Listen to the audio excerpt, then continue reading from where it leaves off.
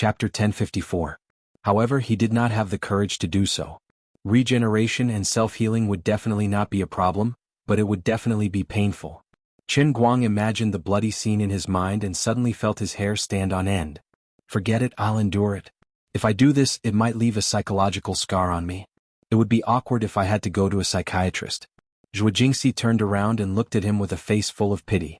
She wiped the sweat off her face and said, "I'm so thirsty. I'll go drink a glass of water first. Look at you, there's no hope. You can't really torture me to death, right? I've used up all my strength." With that, she stretched out her finger and flicked between Qin Guang's legs. She scolded again, "I'll flick you to death, you little monster who tortures people." Qin Guang saw that she was struggling to get up. "I'll help you get some water. Sit down and rest." Zhuo Jingxi gulped down a large cup of cold water and reclined lazily on the chair. She was as lazy as a Winnie the Pooh hibernating in winter.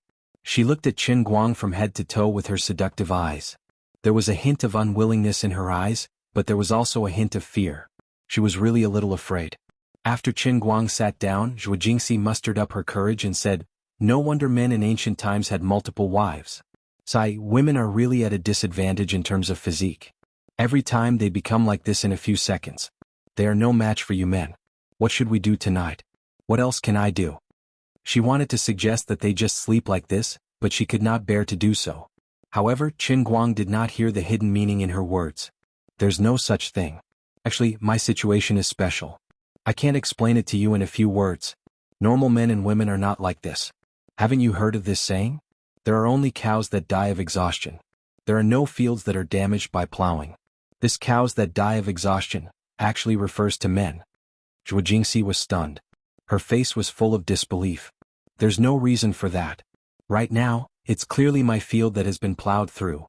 I always thought that all women were like me only for a few seconds. In this aspect you are indeed no different from an ordinary woman. It is I who is too different from an ordinary man. Alright, I'll admit it to you. I have a special ability. In this aspect I'm super strong. I can't even describe it to you accurately. You know about the ancient Buddha, right? Unending life, right? I'm not bragging, but they're not even fit to carry my shoes." Qin Guang wasn't bragging. The invincible pile driver was paired with the perfect physique, and he even had the powerful earth elemental energy recovery from the earth sauce exploder. Not to mention, there were also quite a few aphrodisiac boosting arts among the 400,000 that formed the true martial divine art. Fortunately, my surname is not Jia. Otherwise, I would have to change my name to Japadian. If I were born in Japan, I would have to change my name to Nikawa Okazuka. That's right, I'm a Chinese. Zhuo Jingxi was stunned at first. She thought for a long time before she realized what he meant. She felt that something was wrong. The relationship between her and Qin Guang was completely different from what they portrayed in the movies. She used to think that it was a forced show effect to ensure the length of the film, and that the actresses had taken drugs that could increase their endurance. Now she understood. "Is that so? No wonder you're always restless. After all this time, no one can satisfy you? She'll lower your voice. Don't wash your dirty linen in public. Don't tell anyone else." Zhuo Jingxi rocked back and forth in laughter, almost falling down. It took her a long time to calm down. Seeing that Qin Guang was still as strong as ever, she sighed. "Forget it. I'll give it my all today." Qin Guang asked, "What's wrong?" 5 minutes later, he finally understood Zhuo Jingxi's plan. He had never thought that as the world's strongest martial artist, the master of the 3,000 worlds of the heavenly Holy Grail, and the former director of the General Directorate of Light, he would always be called the swollen chrysanthemum chief by the two indecent deputy directors. In the end, it really came true. Sister Lu Fei and teacher Zhuo were the same. Qin Guang's eyes were misty with tears. "If I had a choice, I wouldn't want to be like this. I forget it. This is all fate. This *T fate." He sighed and looked pitifully at Zhuo Jingxi, who had her back to him, and gently moved forward. "It hurts. It's okay, it's okay. It won't hurt soon." His inner strength surged. Qin Guang sent the cold but warm inner strength through an unspeakable part. Zhuo Jingxi's pain immediately lessened, and she moaned in comfort. Qin Guang covered his face. If the guy who created this ice jade arts in the realm of true martial knew that the old man was using his martial emperor's unique skill like this, he would probably jump out of his coffin and fight with him. "Forget it. It's useless even if you jump out. I'm not in the realm of true martial. If you don't like it, break through the barrier of the Holy Grail and fight me? You can't beat me. Just as he was feeling proud of himself, there was a sudden ding-dong in his head. Then, the electronic notification of the heavenly Holy Grail sounded in his heart. Forced PY transaction cooldown is over. Redeemer can be used at any time. Qin Guang's eyes widened. Wait, what the hell is this? At this extremely special time, the special skill of forced PY transaction actually cooled down. Is this some kind of indescribable attribute compatibility? He looked down at Zhuo Jingxi, who was sweating profusely and almost exhausted. An idea popped up in his head that even he himself was not sure about. Then the question is, can I use super overbearing forced PY transaction to force teacher Zhuo to understand my 5 god level formulas? If I say you understand, then you must understand. If I say you understand, then you must understand. Even if you don't understand, you must understand. After a brief thought, Qin Guang decisively decided to use the precious forced PY transaction until now. The Oscar thing would be left for later. Anyway, there would be more than one judge. Even if the PY transaction skill was still on cooldown, he could only deal with one person at that time. He still had to think of other ways to deal with the rest. Therefore, there was no better time than now. Skill cooldowns had always been like this. The earlier the skill was used, the earlier the cooldown. The great esports philosopher Yu Yufeng once said, "Not big is equal to empty." Therefore, Qin Guang focused his gaze on Zhuo Jingxi's back and said in his heart, "Dear teacher Zhuo, I'm sorry, I'm doing this for your own good. Although we are in the middle of a PY transaction, eat my double PY transaction." The next moment, both Qin Guang and Zhuo Jingxi appeared on the Battle of Tongues. The electronic notification of the heavenly Holy Grail sounded at the same time. Double forced PY transaction begin now. Qin Guang, seriously, unlucky cup, you don't have to learn from me to specifically point this out. Forget it, this isn't important. Qin Guang turned his gaze to teacher Zhuo in the distance. Teacher Zhuo isn't wearing a civil official robe or general armor. She isn't wearing anything at all. Then Qin Guang looked at himself again. Alright, I'm actually not wearing anything either. But at this time, Zhuo Jingxi's eyes were lifeless, and she didn't have her own consciousness. But at this time, Zhuo Jingxi's eyes were lifeless, and she didn't have her own consciousness. Then all kinds of inexplicable proverbs, fallacies, nonsense, empty ears, and all kinds of strange verbal attacks were exchanged between Qin Guang and Zhuo Jingxi. Both of their health bars dropped rapidly. Zhuo Jingxi wasn't weak, and with the perception of the Holy Grail, she understood Qin Guang better than Chao Jingming or that unlucky waiter. Her normal attacks dealt an average of 20 points of damage. Fortunately, Qin Guang was an experienced PY transaction master, and he was very good at communicating with others. His damage was slightly higher than Zhuo Jingxi's, and his normal attacks dealt an average of 33 points of damage. After a seemingly intense but actually useless verbal battle, Qin Guang controlled the power of his moves, and the total damage dealt to Zhuo Jingxi was controlled to 100 points, no more and no less. As the verbal battle under Zhuo Jingxi slowly sank into the magma, this forced PY transaction came to an end. After leaving the PY transaction, Qin Guang looked at Zhuo Jingxi again, but found that she still didn't realize it. It was probably because her rationality was completely immersed in another matter, and she didn't have time to realize what was in her mind. However, Qin Guang's heart calmed down. In the instant the battle of words ended, the knowledge related to the 5 divine formulas had been forcefully stuffed into teacher Zhuo's mind through the Transcendence Holy Grail's PY transaction. Forget it, let's not think about this for now. She should be able to sense it when she wakes up tomorrow morning. As Qin Guang was thinking this, he looked up at the clock on the wall. It was already past 6 o'clock in the morning. Fortunately, the curtains were tightly drawn, or else the light of the rising sun would have shone in from outside. He quickly focused his attention and quickly got down to business. After a full half an hour, Qin Guang changed 3 or 4 positions, and Zhuo Jingxi, who was almost exhausted, was finally able to fall into a deep sleep. Qin Guang really didn't have it easy. Not only did he have to take care of himself, but he also had to constantly transfer qi to teacher Zhuo. She was tossed around too much. If she didn't protect her heart meridian, she might completely foam at the mouth and pass out. After tossing around for a whole night, Qin Guang was also a little sleepy, but he couldn't sleep yet. He carefully used his martial arts to nourish Zhuo Jingxi's body, using his internal energy to nurse her up and down, to ensure that there wouldn't be any sequelae. The two of them slept like there was no light from the sun or the moon. When Qin Guang opened his eyes again, the dusky yellow afterglow of the evening sun had already spilled in through the gap in the curtains. He sat up and saw that Zhuo Jingxi was already neatly dressed and sitting in front of the table. She was holding a pen and paper, scribbling something. She was completely engrossed, and didn't even notice that Qin Guang was standing behind her. Teachers were really understood. What she was writing now were the molecular formulas of the other 4 core functional factors of the new formula that he hadn't told her before. She had already written down the 4th one, so the 5th one shouldn't be a problem. Later he would continue to use the metaphysical scientific research method to fool her.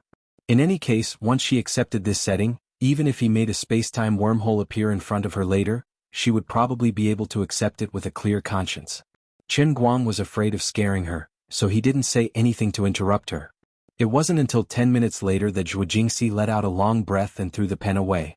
She stretched and bumped into Qin Guang's chest. She suddenly screamed and turned around to look at Qin Guang. She rebuked, "Why didn't you tell me that you were awake? You came to stand behind me without making a sound. You scared me." Qin Guang laughed mischievously. "I didn't make a sound because I was afraid of scaring you. I didn't expect you to be so timid." Zhuo Jingxi stood up and was about to ask him about it when she saw that he was still naked. She changed her words and said, "Go, go, go. Hurry up and put on your clothes." As Qin Guang was putting on his clothes, Zhuo Jingxi came over suspiciously and asked, "What else did you do to me last night? I don't even know what happened. When I woke up, I couldn't get these 5 things out of my head. Now, not only can I understand them, but I even know how to synthesize them. This is incredible." Qin Guang smiled mysteriously. "Teacher Zhuo, don't be angry if I tell you. Go ahead." Qin Guang said mischievously, "Last night? No, it should be this morning. When we did it for the last time, you lost consciousness for about half an hour. During this time, I tried to explain it to you at an extremely fast speed. I've heard of a theory that when a person's mind is wandering or seems to be completely still, their state of mind will actually enter a very mysterious state. The Buddhists call it enlightenment, the Taoists call it tranquility, and modern psychology calls it meditation. I used to think that this was nonsense. But yesterday I was in an even more mysterious state. I was wondering if I could use my unique voice to forcefully instill this knowledge into you when you were also lost in thought. At that time, I just had the mentality of giving it a try. I didn't expect it to actually work." Zhuo Jingxi nodded first. "I see." Then she shook her head fiercely. "No, that's not right. I have no impression at all." Qin Guang continued to bluff very calmly. "Of course you won't have any impression. If you still maintain even a little bit of consciousness, you will completely not understand what I'm talking about. It's precisely because you have no impression that you can remember these 5 photocatalyst formulas." Zhuo Jingxi stared at him for a long time, stunned for a long time. In these short 24 hours, her outlook on life had been crazily subverted too many times. She even wondered if she was living on Earth now. Did I travel to a parallel universe without anyone noticing? Was the technology on Earth in this dimension more advanced? Or could it be that Qin Guang had already entered the next stage of human evolution before ordinary people on Earth? That was why he could do this kind of thing. Thinking of all the things in Qin Guang's past, the more Zhuo Jingxi thought about it, the more she felt that it was possible. It was not strange for a person to become the world's #1 in a certain field. After all, every year in the Olympics, the Olympic Games, and even the League of Legends' World Tournament, Dota International Invitational Tournament, there would be champions in any of these events. But Qin Guang was different. He was fully deserving of being the world's strongest in every field he touched, and he was at least 10,000 miles ahead of the world's second place. Other than the fact that he had broken through the barrier of Earth's genes, there was no other explanation. Therefore perhaps it was really as he said. Through his mysterious scientific thinking, coupled with his voice, perhaps there was some special magic that mobilized the bottom level of her consciousness when she was completely absent-minded, and forcibly imparted this knowledge to her. It was really unbelievable. When he said that he would teach her, although she was confident at that time, she was actually mentally prepared to learn from the beginning for 10 years. But in the blink of an eye, after waking up, she understood everything? Was she hallucinating? That was impossible. But the truth was that she really understood. Therefore, when Zhuo Jingxi woke up just now, she did not even realize that her stomach was growling. She pounced on the table like a madman and started writing the molecular formula on her own. She did it to make sure that it was real, not an illusion, and definitely not a dream. "It seems like it's really like what you said?" Zhuo Jingxi asked doubtfully. Qin Guang did not answer her. He only had a calm and unfathomable smile on his face.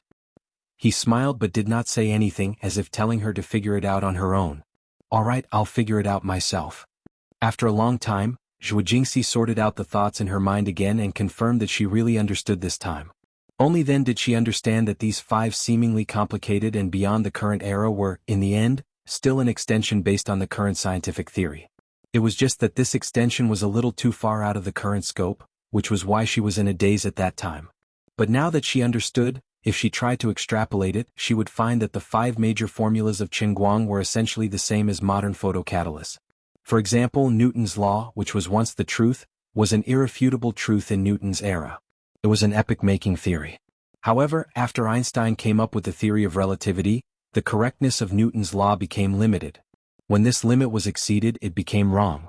However, Newton's achievements could not be denied because of this, because even Einstein's theory was based on the scientific foundation laid by Newton back then. After more than 300 years of development, it gradually advanced and evolved into Einstein's theory of relativity. The relationship between the 5 major formulas of Qin Guang and the science of photocatalysts in the current era was the same as the relationship between the theory of relativity and Newton's law. It was the same origin. Zhuo Jingxi was also very proud of herself. Her previous intuition was not wrong. Judging by the development of technology in the current era, if Qin Guang did not come up with these 5 major formulas now, he would have reached this step in about 50 years. I blindly guessed that I was ahead of the times by 50 years, and I really guessed it right. Qin Guang waited for her to sort out her thoughts before patting her on the shoulder and saying, Okay, stop thinking about it. The things have been engraved in your head, you can't forget them. Your stomach is growling. Let's go eat. Qin Guang also felt sorry for her. She had not eaten a single grain of rice since last night. Although he was the same, he was not afraid of hunger. Zhuo Jingxi nodded sweetly. Okay. The two of them were about to go out when Zhuo Jingxi suddenly reacted. It's not good for the two of us to go out together, right? She seemed to be a little hesitant, feeling that it was a little embarrassing. However, Qin Guang waved his hand indifferently. There's nothing wrong with it. If I really wanted to hide it, I would have been careful when I came back yesterday. It wouldn't have happened now. Don't worry, I've checked this hotel. There are no surveillance cameras in the suite. As long as no one captures the two of us walking out of the same room, there's nothing to be afraid of. What's more, even if I were to expose it now, the media would have to be willing to accept it, right? Zhuo Jingxi thought that this was true, so she did not say anything more. After the two of them went out, they randomly found a restaurant and asked for a private room. Qin Guang ordered a lot of nourishing soups, leaving the waiter dumbfounded. Unfortunately, Qin Guang had already put on a full disguise. Although the waiter was suspicious, he did not dare to ask too much. When they were almost done eating, Zhuo Jingxi suddenly remembered that Hua Ling and Zhong Yu should still be waiting for her in the laboratory. She screamed and got up to leave. Oh no. No, I have to go to the laboratory immediately. However, Qin Guang pressed her down on her seat. It's already so late. Can't you let others get off work? Don't go over today. Just call them and ask them to go back to the dormitory to rest. Zhuo Jingxi reacted. That seems to be the case? My formula is useless anyway? What's the point of verifying it? Qin Guang nodded. Aha, that makes sense. Then what should I do now? Isn't my existence meaningless? You can solve all the problems by yourself. Zhuo Jingxi suddenly lost her purpose. Qin Guang leaned over. Xiao Sisi, contrary to what you think, you are very important to me. Very important. What do you mean? Although I know how to prepare and synthesize the 5 major formulas, I have some special reasons. I have to leave Tongshan factory immediately and focus on other things. From now on, I'll have to leave everything here to Old Gua and Xiao Sisi. I can give you money. As long as I haven't used up all my money, I won't give up on Tongshan factory. But my time is too tight. So, Xiao Sisi, what you can do for me now is to find a way to turn the 5 formulas in your head into real products, and use them in Tongshan factory. Zhuo Jingxi was not very confident. Isn't this too difficult? Although I know how to synthesize them now, you're too far ahead of the current era. I'm afraid. Qin Guang waved his hands. Don't be afraid. I can tell you with 100% certainty that although these 5 major formulas look high-end, they are actually stuck at the current industrial level. If Prince is really as powerful as you say, then you can think about it carefully. With the current equipment in Prince's laboratory, it should be enough to meet the basic production needs. Perhaps some parts of the equipment are lacking, but it doesn't matter. There are so many research institutes around the world. You should be able to find suitable equipment and raw materials. But now that I've fallen out with Prince, we can't buy the equipment ourselves. You don't know how expensive the equipment is. The production cycle is extremely long. Even if you have the money to place an order now, I'm afraid it will take 1 to 2 years for everything to be in place. Besides, a complete set of equipment of this level can't be bought without an investment of hundreds of millions of RMB. Do you know how much the total equipment investment for our school's photocatalyst laboratory is? After so many years, it's already over 100 million. And the total value of Prince's equipment, I personally estimate, is definitely no less than 300 million USD. And this is a conservative estimate. Qin Guang was slightly speechless. Although he knew that doing scientific research was very expensive, he really didn't expect it to be like this. But on second thought, as long as they successfully produced a mature result, it represented a potential market of tens of billions of USD. It was not surprising that the research and development cost of the equipment was as high as hundreds of millions of USD. Taking into account the cost of personnel and other consumables, with the power of the formula that Zhuo Jingxi stole, the research and development cost should be in the tens of millions of USD. For such a large company like Prince, the amount of money spent on research and development in a year ranged from tens of millions of USD to hundreds of millions of USD. That's not important. Let's do this first. You go back to the school's laboratory first and try using the school's equipment. If it doesn't work, we'll think of another way. What way? Qin Guang gritted his teeth. I'll think of a way to get financing, borrow money from the old men, or find the rich Tang Jie fund in America to invest. We'll set up our own laboratory, establish a research institute, focus on the conversion of the results of these 5 formulas. Also, if we really don't have enough time, we'll spend money to find Prince to use their equipment. We'll think of a way to get it done within 3 months. Then how much investment do you need? Qin Guang smiled. If all 5 formulas are successfully converted, how big do you think the market will be? Zhuo Jingxi thought for a long time and said tentatively, top 100 in the world? Market value of hundreds of billions of USD? Qin Guang nodded. That's right. Chapter 1055. Dreams were beautiful, but food had to be eaten one bite at a time. Qin Guang chatted with Zhuo Jingxi for more than half an hour. He first sent her to Tongshan factory, then went to Guoming's office to explain things for an hour or so, and then returned to Wujing overnight. He had already made 70 to 80% of the preparations for Tongshan Industrial Factory and Xiaoguang Environmental Protection. It was almost time to let go. Next, he could only do his best and leave it to fate. Public opinion had already settled. Song Ningyuan and Zheng He had tried to show off last time, accompanied by the second-in-command of Tongshan City, but they had been chased away by the old master who had beaten them to death. Those 2 silly brothers knew how powerful they were. Even if they were unwilling, they wouldn't dare to cause trouble as openly as last time. I don't like you. If you're a dragon, you have to coil up. If you're a tiger, you have to lie down.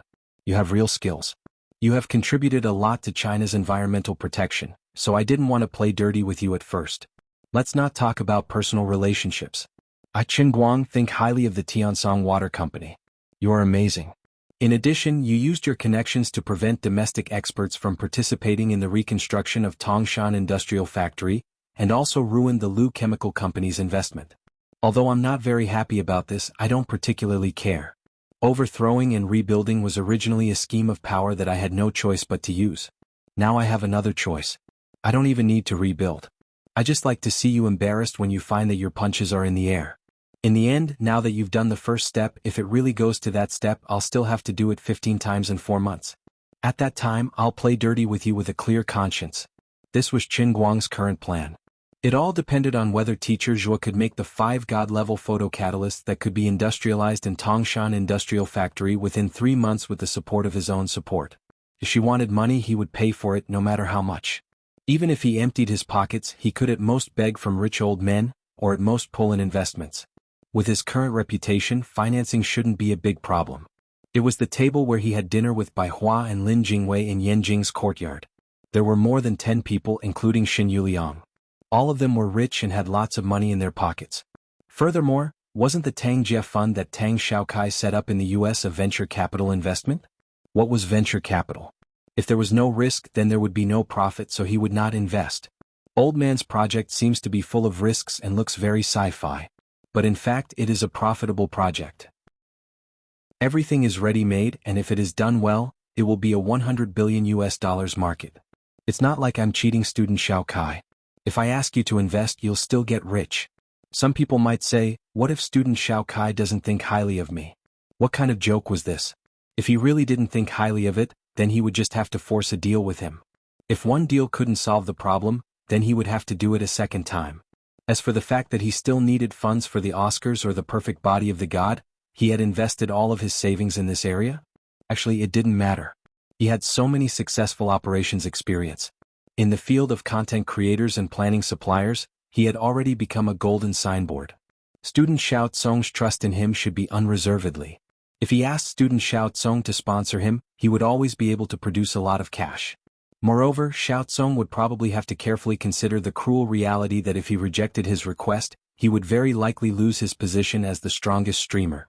Back then, he had suddenly thought of not signing an ordinary streamer contract with him. As an online streamer, he was still completely free. Xiao Tsong was probably suffering and happy at the same time. On the contrary, he had completely taken the initiative in the cooperation between the two of them. Other than that, no matter what Song Ningyuan and that unlucky Zhang He wanted to do next at Tongshan Factory, they definitely did not have the guts to drive a bulldozer and directly flatten Tongshan Factory before the 4-month deadline was up. At most, they could only fan the flames in the dark and make some small moves that could not be seen in public. It would not hurt the company's foundation. Regardless of whether the small pretreatment pool with 5 process lines was useful in the end, it had to be repaired. Even if it was for naught in the end, he had to admit it. Of course, he actually didn't want to wait that long. It would be best if Teacher Zhuo could come up with a decision in a week or two. In the current situation, could he do it in China or not? If it didn't work, he would immediately move abroad and find a way to communicate and coordinate with Prince's laboratory to borrow Prince's platform to carry out the next step. It must be finally determined within a month, under the current level of science and technology, with Teacher Zhuo's coordination and overall planning ability, whether the production of the new photocatalyst could be completed within 3 months. If it couldn't, then the reconstruction plan of Tongshan Industrial Factory must be forcibly started by next month at the latest. If it was possible, he would wait for the results with peace of mind. The reason for Qin Guang's plan was not difficult to understand. He wasn't thinking about others. Of course, the factory had to be saved and the water had to be up to standard. He had studied environmental protection, and now he was doing environmental protection by accident. Although the matter was strange and deceptive, it was all caused by Lu Li. But Qin Guang also felt that perhaps from the moment he chose environmental science more than 3 years ago, it had become a destiny.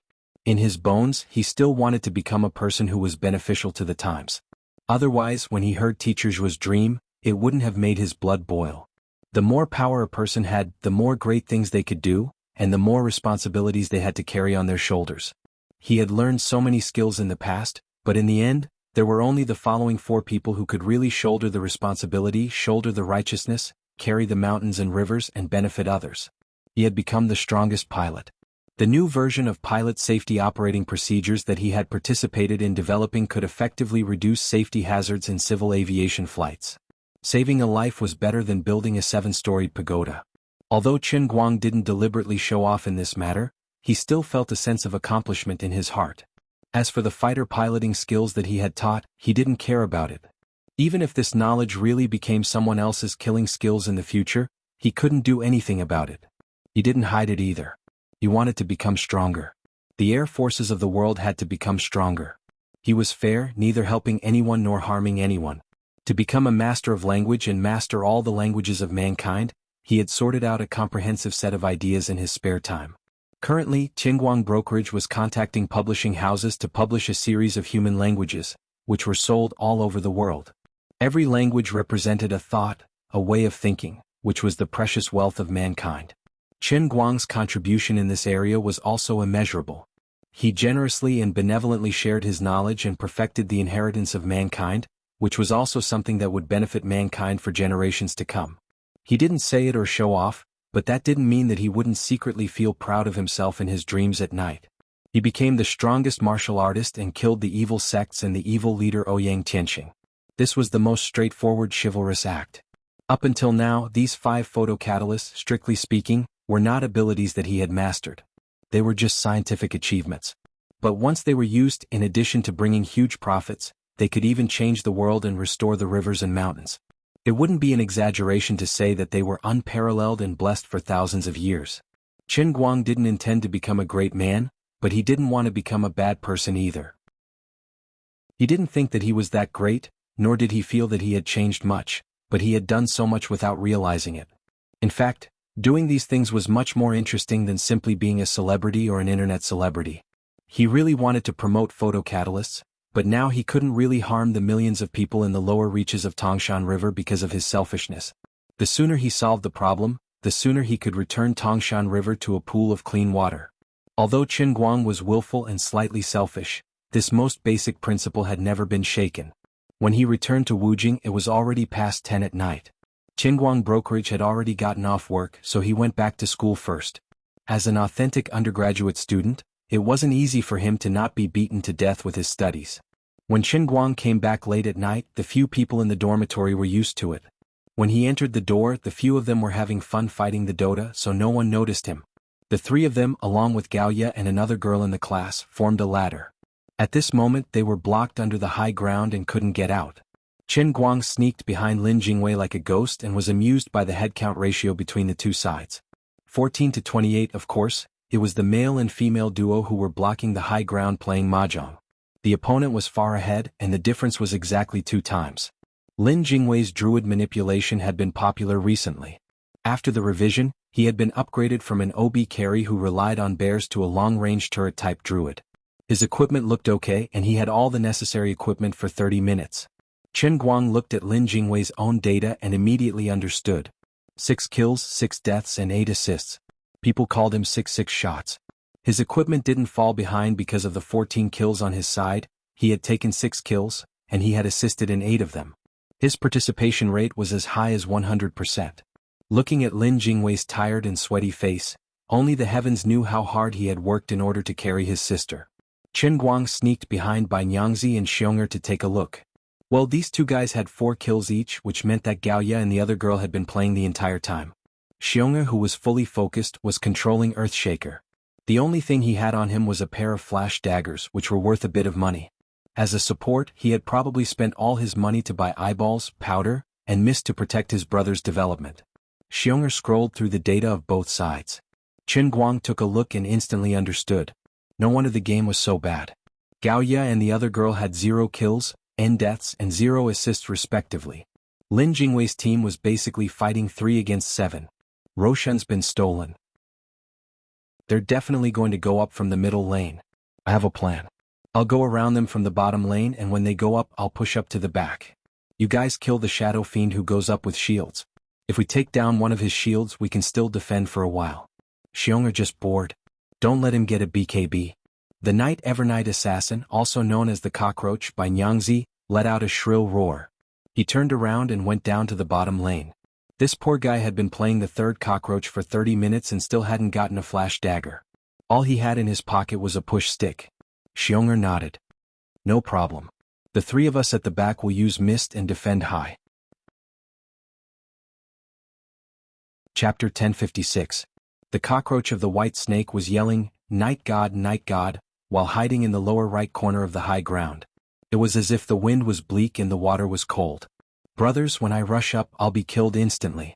Remember to avenge me. No problem.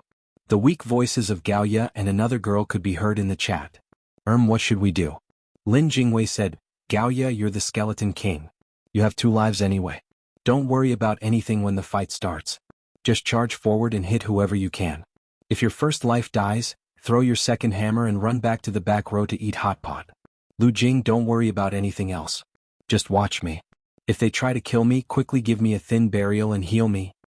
As they chatted, Shadow Fiend's swaggering figure appeared at the bottom of the high ground. The army was pressing down and dark clouds covered the city. It's here. Lin Jingwei focused all his attention on the screen. He pulled back his druid true form, then quickly clicked on the opponent's hero unit to check the opponent's equipment. Looking at Shadow Fiend's luxurious equipment, Qin Guang felt sad and hopeless for Lin Jingwei and the others. From his point of view as the world's #1 expert, if the players were Lin Jingwei and the others, they wouldn't even be able to play this game. They would just throw their keyboards and type GG. That way they wouldn't be able to carry the girls and end up being abused instead. At this moment, Bai Nyangzi finally remembered to look around. Yo, Brother Guang, you're back. Lin Jingwei shuddered. A second later, he jumped up from the chair as if there were springs under his feet. Brother Guang, you can play for me? Qin Guang didn't hesitate. He sat down and took over Lin Jingwei's keyboard and mouse. That's weird. Why does the keyboard and mouse feel so comfortable to use? It's as if they're my family. As a top player, he was very sensitive to external settings. Different keyboards and mice had different feedback and sensitivity. Everyone had different habits. Then Qingguang looked down. Damn it, aren't these my own peripherals? My custom-made electrostatic capacitor and expensive top-notch mouse? Purple Phantom Ouroboros. Lin Jingwei, this animal. I've only been gone for a little more than a week, and this guy has already taken my heart and liver for himself. Although Qingguang was cursing in his heart, he instantly made a decision. While operating the shop, he used the money that Lin Jingwei intended to save to buy a blink dagger. At the same time, he swept through White Lady's finances and found that it was just enough to buy a blink dagger. Bai Nyangzi, buy a blink dagger and bring it out. I'll take the pushing staff and you take the blink dagger. Although Bai Nyangzi didn't know what Qingguang was up to, he knew that he was powerful and followed his orders without hesitation. Gao Ye's shocked voice came from the speakers. Shadow Fiend has started to touch our Highland Tower. What should we do? Qingguang said calmly, don't worry about it. We still have the tower defense. They won't be able to take down the barracks in a short time. Let them take down the tower first and then come in. They could only watch helplessly as the Highland Tower was touched by Shadow Fiend. The tower's HP dropped rapidly. 3 more slaps and the tower would be destroyed. There was nothing they could do.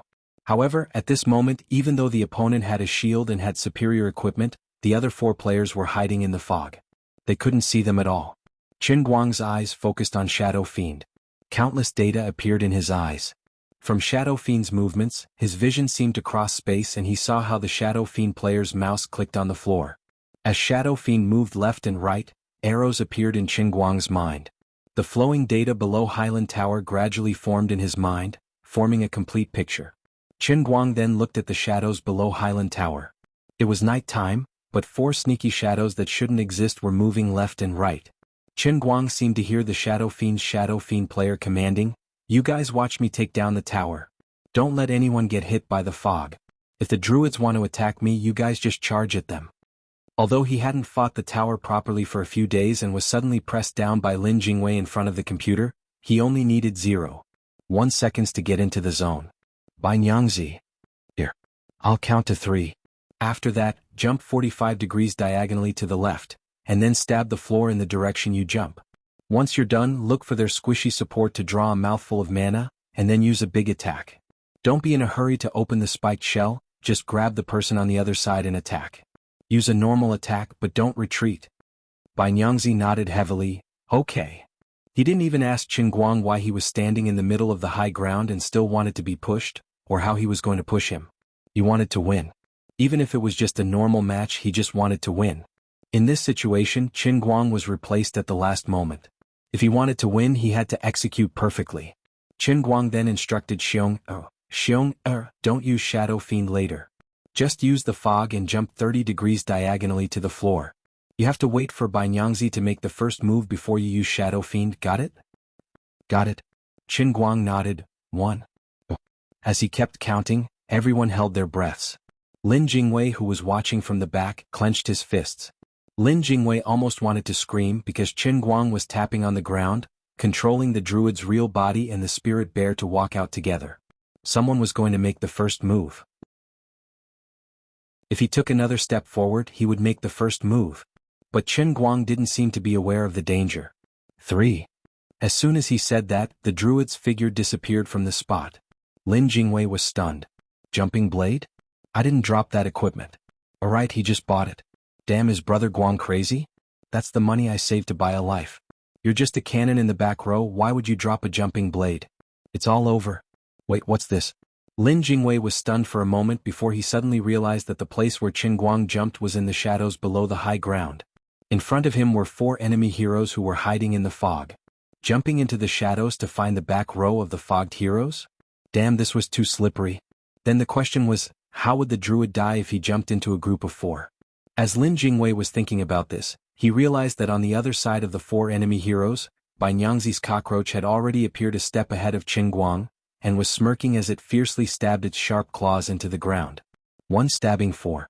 The cockroach's stab created a tidal full-screen effect.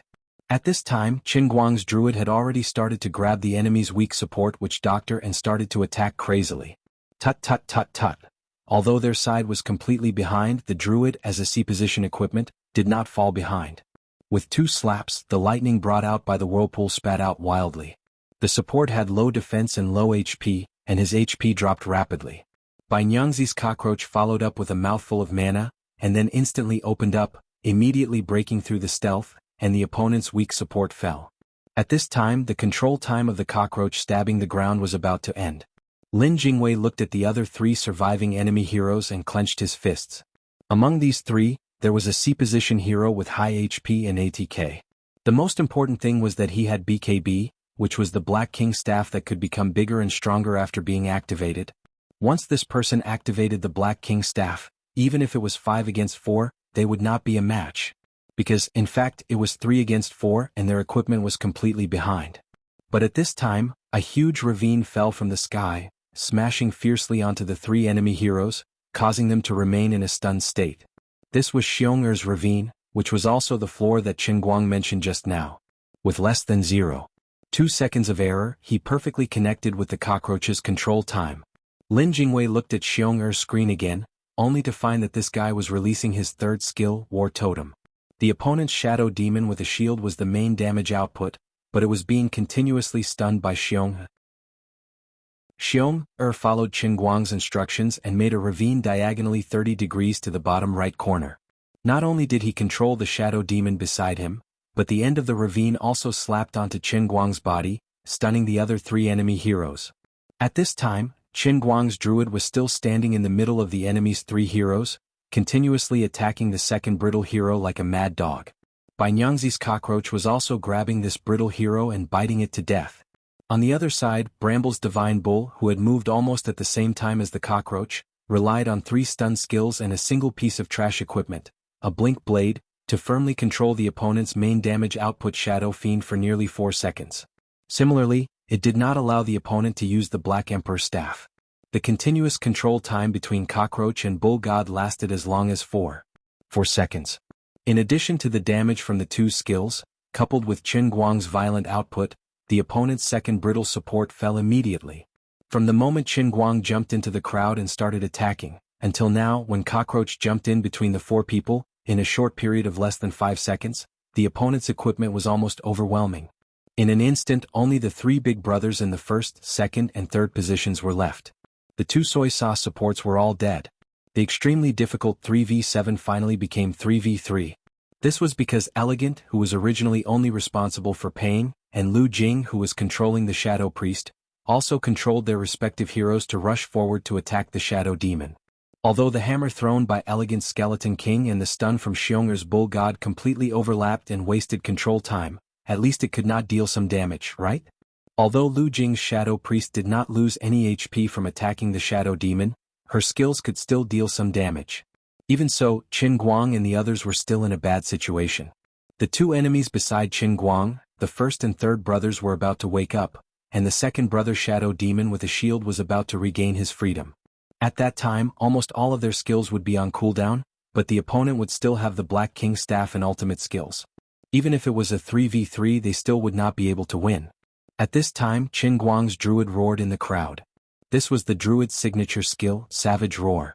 Its special effect was to make the opponent's hero lose control and enter a berserk state, causing them to flee towards the opponent's spring for 4 seconds. Chapter 1057. In less than 0.1 seconds, the enemy Shadow Fiend and the other 2 big brothers had just gotten out of the stunned state, but they could not control themselves as they turned around and ran frantically towards the direction of the enemy's base. Still, they could not activate the Black King staff to activate the magic immunity state. Lin Jingwei then realized that Qin Guang had quietly controlled the druid's spirit bear to rush to the side of the Shadow Fiend. The druid's real body and the spirit bear roared at the same time, perfectly synchronizing with Xiao Chang and Earthshaker's control time. Lin Jingwei did not understand at all. When did this guy pull the spirit bear to the side of the Shadow Fiend? I was clearly standing behind him, but I did not see him switch units. That's not right. Lin Jingwei blinked, and the scene in front of him disappeared in the blink of an eye. F***ck he was always controlling, but the switch was too fast, I could not see it clearly with my naked eyes. On this end, Qin Guang's druid was still standing firmly in place like a cannon, continuously attacking the enemy's 3rd big brother. His expression was calm and his eyes were focused without any fluctuations. He was in the middle of the crowd, and the enemy was hiding their killing intent. Once he woke up, he would be surrounded and attacked, but he was completely unaware of it. He controlled the hero to steadily attack, and the output of the cannon was at its peak. This guy's control was as precise as a machine, and his temperament was as calm as a robot. Lin Jingwei looked at the direction of the enemy shadow fiend on the screen, and found something very strange. Qin Guang's spirit bear was on the path of the shadow fiend's escape in a straight line, and it was using this secret skill, repeated leap. Well, it was actually blocking the shadow fiend's position. Through the spirit bear's constant movement to the left and right, it forcibly prevented the shadow fiend from escaping, so that the distance that the shadow fiend could retreat was shortened. Behind the shadow fiend, Xiong was still controlling the divine bull to charge forward. The elegant skeleton king's reaction was half a beat slower, but it was still chasing after the shadow fiend. As for Lu Jing's shadow priest, she didn't seem to know what to do. Lin Jingwei was at a loss. There was no need for Brother Guang to block Shadow Devil's position. He should have let this guy run further away.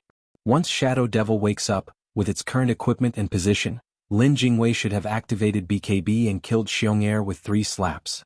Then he should have turned around to deal damage to his druid. Just as his opponent was about to break free from frenzy, Qin Guang suddenly stopped attacking. He turned his head to the right and shouted, "Bai Nyangzi, push me." Bai Nyangzi, who was chasing the opponent's third position, heard this and raised his push staff to push Qin Guang's body without hesitation. The direction that Qin Guang pushed out was the same as the other 2 enemy heroes' escape direction. The distance that he had just pulled slightly shortened, but it also lengthened the distance between his druid and the enemy's shadow fiend. After that, the druid continued to attack the enemy's third position in a frenzy. General attack. General attack. Crazy general attack. Finally, all 3 enemy heroes broke free from frenzy. Among them, the shadow fiend and the sea hero with the most luxurious equipment glowed with a golden light at the same time. Both of them had activated their Black Emperor staffs. The Bat Knight in the third position opened up a path of flames and pounced towards Qin Guang, leaving a long trail of flames behind him. Bai Nyangzi's cockroach was in the flames and his health began to drop. Actually, the closest to the enemy's first position, the rogue swordsman and the Bat Knight, was Bai Nyangzi's cockroach. However, he had already used all his control skills and the damage from his normal attacks was negligible. Of course, he had to kill the turret druid first. However, Qin Guang did not panic. He shouted first, "Bai Nyangzi, spiky shell." Bai Nyangzi pointed with his index finger and used his last skill. Layers of spikes appeared on the cockroach's body and the Bat Knight that was flying in the air was stunned again. The rogue swordsman ran halfway and threw a Galestorm's hammer with a stun effect at Qin Guang. However, a golden light also appeared on Qin Guang's body. 8 seconds after the team battle officially started, he finally handed over his Black Emperor's staff. While using the magic immunity effect to block the rogue swordsman's Galestorm's hammer, he continued to deal damage to the Bat Knight that was stunned by the spiky shell. The rogue swordsman got closer and closer and raised his huge sword high. This hero's ultimate skill and war horn had already sounded. He was carrying a Daedalus' mortis on his back. If he was hit by this sword, even if Qin Guang did not die, he would still lose a layer of skin. Almost at the same time, the Bat Knight that had just suffered from Bai Nyangzi's skills and normal attacks also slid a long distance forward and rushed to Qin Guang's side. He used his other movement tool, the pushing staff, to forcefully close the distance between himself and the druid. He tried to use his ultimate skill, Burning Shackles, to bind the druid. At this time, the rogue swordsman's normal attack was about to hit Qin Guang, and the damage from this attack was about to be triggered. If Qin Guang bound the Bat Knight in place and controlled him for 4 seconds, the rogue swordsman would chop the druid into pieces. At this critical moment, he suddenly heard the sound of a bullet being fired. The druid and the Bat Knight that had just rushed to the front flew far away in different directions. The druid had just pulled away from the rogue swordsman, and the damage from this normal attack was not calculated successfully. This was another piece of equipment on Qin Guang's body, the effect of the pushing staff. It allowed the hero that released the skill and the opponent's hero to respectively pull back and pull away. Furthermore, it also triggered the special effect of full attack speed ignoring attack range. 5 normal attacks were thrown out from the druid's hands at lightning speed and flew towards the Bat Knight in the distance. The despairing Bat Knight could only throw out a flaming bomb before he died. On the other side, after the crazy shadow demon woke up, it killed the noisy earth-shaking godly bull with 3 slaps, and the elegant Skeleton King who was barely able to get close to it with 5 slaps. Before the Skeleton King revived, Lu Jing's Dark Shadow Priest did not dare to move forward. The Shadow Demon was planning to jump over to support the Rogue Swordsman, but he was slapped in the face by Qin Guang's Spirit Bear. His whole body was wrapped in vines and roots and he could not move. After Qin Guang's Spirit Bear failed to trigger its passive ability with its 4 back pats, it finally made use of the pause when the Shadow Demon killed the Skeleton King to close in. This time, it unleashed a Destiny Bind that ignored magic immunity. Even though the enraged Shadow Demon had activated his Black Emperor staff, he was still trapped on the spot, unable to move. Fortunately, Lu Jing's Shadow Priest finally mustered up enough courage to approach him timidly. With a backhand slap and AC cannon, Lu Jing gloriously paid the price. The big brother with the shield felt that it was not bad for him to kill 3 of them alone.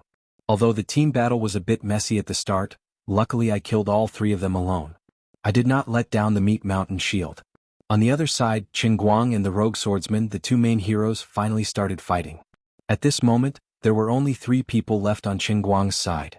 His own druid, Banyangzi's cockroach, who only had half of his health left in the flame path, and the elegant Skeleton King that was reviving. On the other side there was a Shadow Demon with a shield and a full health Rogue Swordsman. Before the Rogue Swordsman could get close, Qin Guang slapped him 4 times and took away a quarter of his health, but it was to no avail. On the other side, after the Shadow Demon killed the Dark Shadow Priest, he killed the barefooted Spirit Bear. Just as he was about to continue moving towards the druid's real body, he was stunned on the spot. The elegant Pei-type Skeleton King had revived. She used her life to stall the Shadow Demon for another 4 seconds. In these 4 seconds, the Spirit Bear was killed by the Shadow Demon, and on the other side, Qin Guang had already lost half of his health to the Rogue Swordsman in close combat.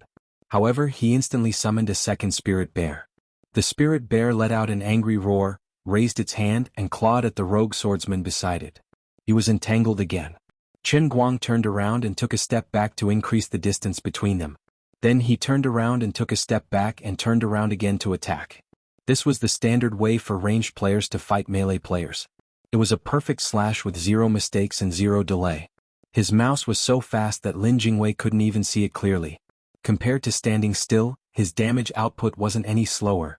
The Rogue Swordsman let out an unwilling roar. Just as he got out of the entanglement, the Black Emperor staff's magic immunity ended. On the other side, Banyangzi's Evernight Assassin's Pierce skill came off cooldown at almost the same time. He stabbed the Rogue Swordsman's anus from behind and continued to control it for 2.8 seconds. The Rogue Swordsman fell in despair. On the other side, the Shadow Demon killed the Skeleton King for the 2nd time, but it was already too late. With the Spirit Bear and Banyangzi's cockroach, it was killed twice by Qin Guang from afar. In the end, this team battle ended with 10 people participating in the team battle. Only 1 druid with empty health survived, and the result was announced. In this battle, Sky Brilliance lost 4 people and 1 bear. Among them, the Skeleton King died twice and the bear also died twice. They killed 5 people on Night Crusher's side and destroyed 1 Flesh Mountain shield. The battlefield was covered in blood. Only the druid was crawling, holding the scar on his chest proudly in the middle of the battlefield. He fought to the last moment and had the last laugh. The battle was extremely tragic, but Qin Guang's side held the high ground. Lin Jingwei finally understood the intention of Qin Guang's previous arrangement. The combination of skills was one thing, but him choosing the druid to use the leap knife and letting Banyangzi's cockroach to use the push staff was truly a stroke of genius. From the beginning he had planned to jump into the crowd and roar to make the enemies go into a frenzy. From the beginning he had calculated the escape route. That was why he had decisively let Banyangzi use the money to buy the leap knife. Of course, in the entire process of the team battle he made 0 mistakes. The Spirit Bear's God-tier choke, the way he predicted the enemy's Rogue Swordsman's basic attack, and so on. Moving back in time, he jumped into the shadows and plunged into the crowd of 4 people. The timing and direction of skill release that he had arranged for Banyangzi and Xiong in advance were all a stroke of genius. His every move was also a stroke of genius. His countless miraculous moves had formed this unbelievable team battle victory. After a wave of successful counterattack, Qin Guang and the others followed up. 15 minutes later they won 2 consecutive team battles. Both sides fought for 45 minutes. Under the cheers of the dormitory they finally won the match. Although he and Qin Guang had played together countless times in the past, Lin Jingwei had rarely stood behind him and watched him play from the first person's perspective. This bastard, when he sat down on my chair, he had already calculated all the possibilities. He was simply a bastard. He was so strong. Playing the game like this, wasn't he just bullying others? This sinful life of yours was simply unforgivable. How was it? I'm awesome, right? Chen Guang stood up and smiled as he patted Lin Jingwei's shoulder. Lin Jingwei said, "Bastard." *CK. Half an hour later, the two of them went to the dormitory's balcony to chat. "What are you doing back this time?" "I'm taking a nap. I probably have to leave immediately." "Where are you going?" "Don't know." "I'm going to compete for an Oscar." "Are you King kidding me? With your lousy heroine?" "I'm not kidding you. It's indeed my lousy heroine." "Are you crazy? You haven't even settled the matter in Tongshan." "No, I've already settled it." "Settled my A*? My grandpa called me to find a way to kidnap you." Chen Guang was slightly surprised. "Is that serious?" Lin Jingwei sighed. "That's right. Is that serious? Although you're no longer working at the headquarters probably won't have a director in the future. To put it bluntly, those martial artists will only recognize you. You can do whatever you want, but in the end you're still someone that grandpa and the others can't ignore. I don't want to flatter them. You and I don't like the way they do things, but from a certain perspective, they are indeed doing it for your own good." Chen Guang shrugged. "I understand what they mean. Aren't they afraid that I'll blow things up in Tongshan and ruin my reputation?" Lin Jingwei nodded. "That's right. It doesn't matter if you make movies, stage plays, or participate in competitions. After all, you won't directly interact with the people. All kinds of storms on the internet can be reversed when necessary. They can all be said to be rumors. But once you're really involved in it and have a close relationship with the people's lives, if something really happens, it can't be reversed. There's a limit to how much public opinion can be controlled. Right now you still have to cherish your feathers a little." Qin Guang chuckled. "Don't worry. My feathers are very hard. You don't have to cherish them too much. They won't break." Chapter 1058. Go ahead and show off. I don't know where your confidence comes from. What do you plan to do in the future?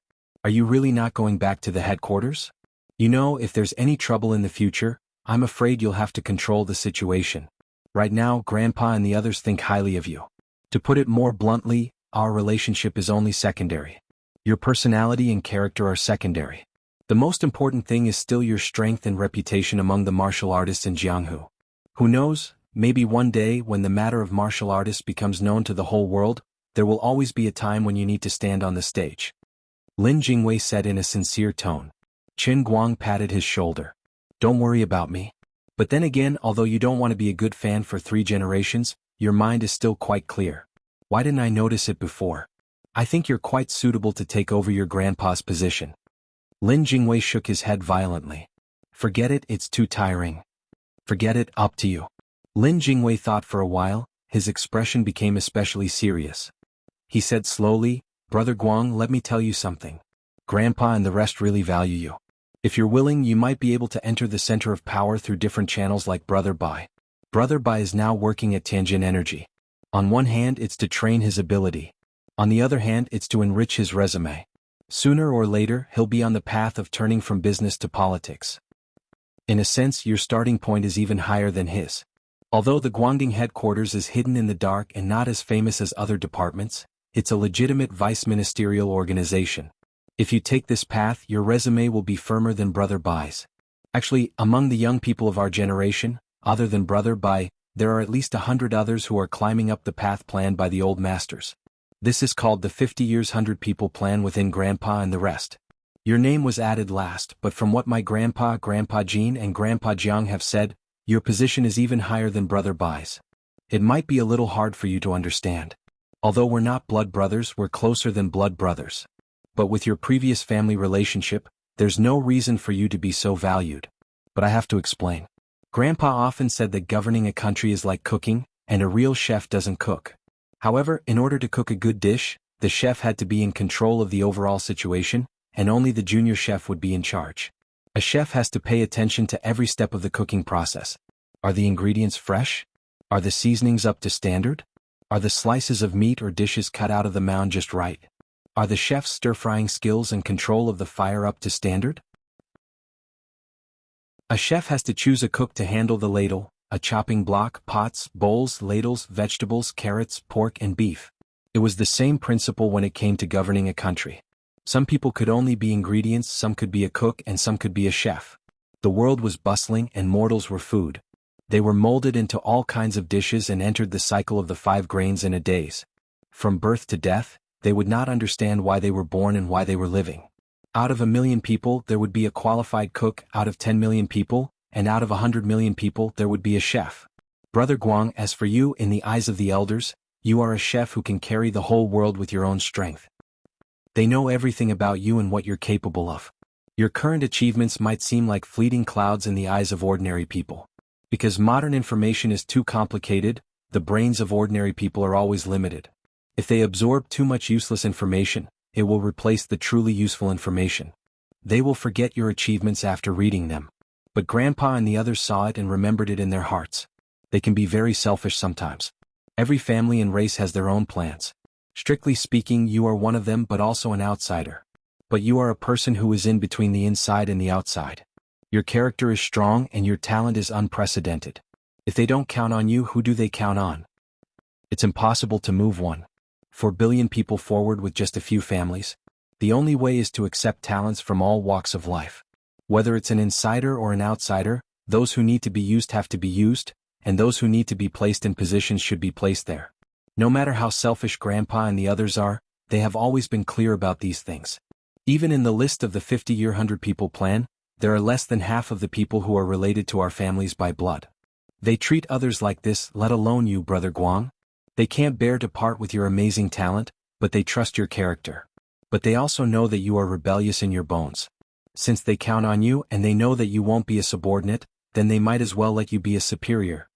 So, no matter how willful you are now or how unconventional you are from time to time, Grandpa will always be willing to clean up after you. As for me, why have I treated you, Brother Guang, as a brother since the beginning of university?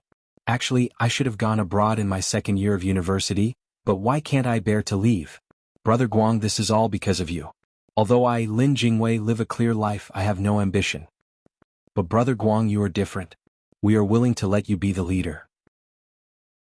Whether you continue to play games with us in the dormitory today, or go out to explore in any other field, I feel very happy and satisfied following behind you.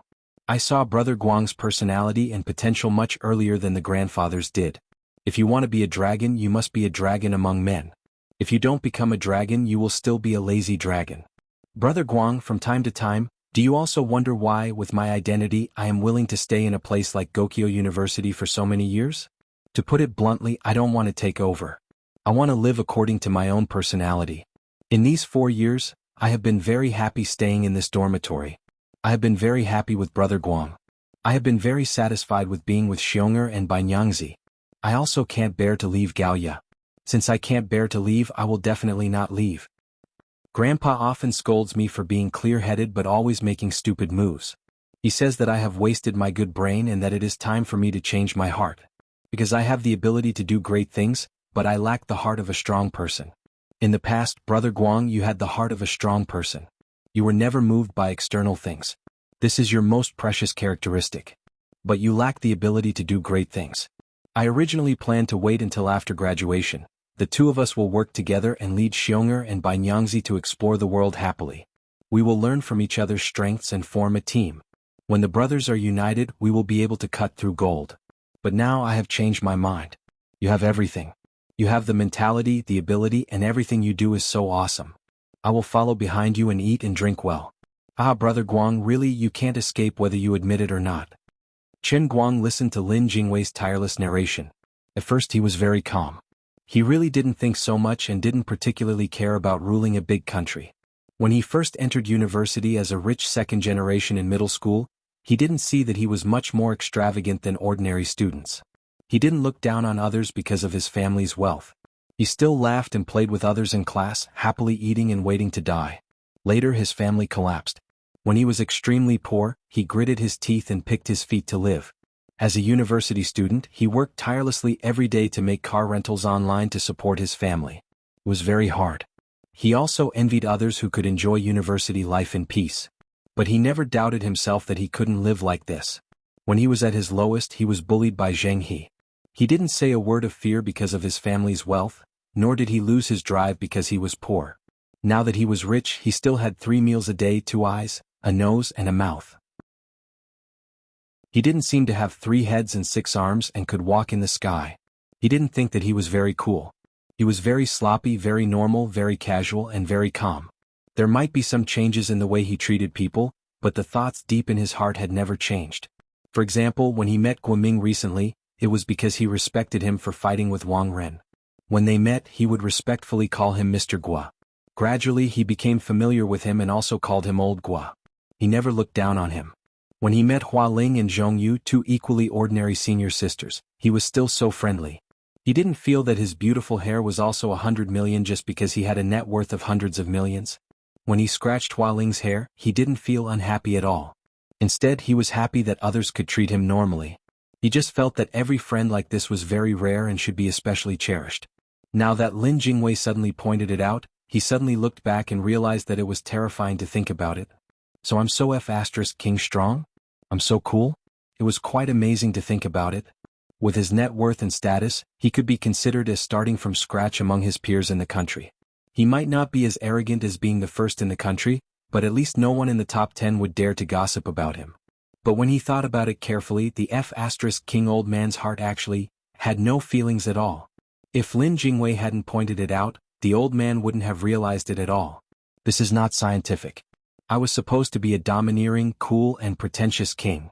I've pretended so much, but why am I so calm? Forget it, it's not important. At this moment he was very touched. He didn't know Lin Jingwei's identity before, so he never carefully measured the friendship between them. Anyway, as a tortoise, as a mung bean, we like each other, we hit it off. What else can we be if not brothers? Later on, when he found out about Lin Jingwei's identity, he wasn't too moved. You're the son of the emperor, but in my eyes you're Lin Jingwei. You're the son of a beggar, but in my eyes you're still Lin Jingwei. It was that simple. But now, he realized that Lin Jingwei's brotherly love for him was so deep, and he held such a high position in his heart. He was a little excited but also a little embarrassed. If he didn't know that this guy's sexual orientation was normal, he would have thought that he was gay. This was a confession. Qin Guang coughed lightly and said, "Ahem. Alright, I know everything. You really don't have to worry. I understand. The matter at Tongshan factory won't be ruined. It looks like the future is bleak, but in fact I already have a comprehensive plan and layout. It's as stable as a dog. As for the other things, I'll give you a definite answer. I'm really not too interested. I just want to do things according to my own ideas. Of course, I'll definitely do good things.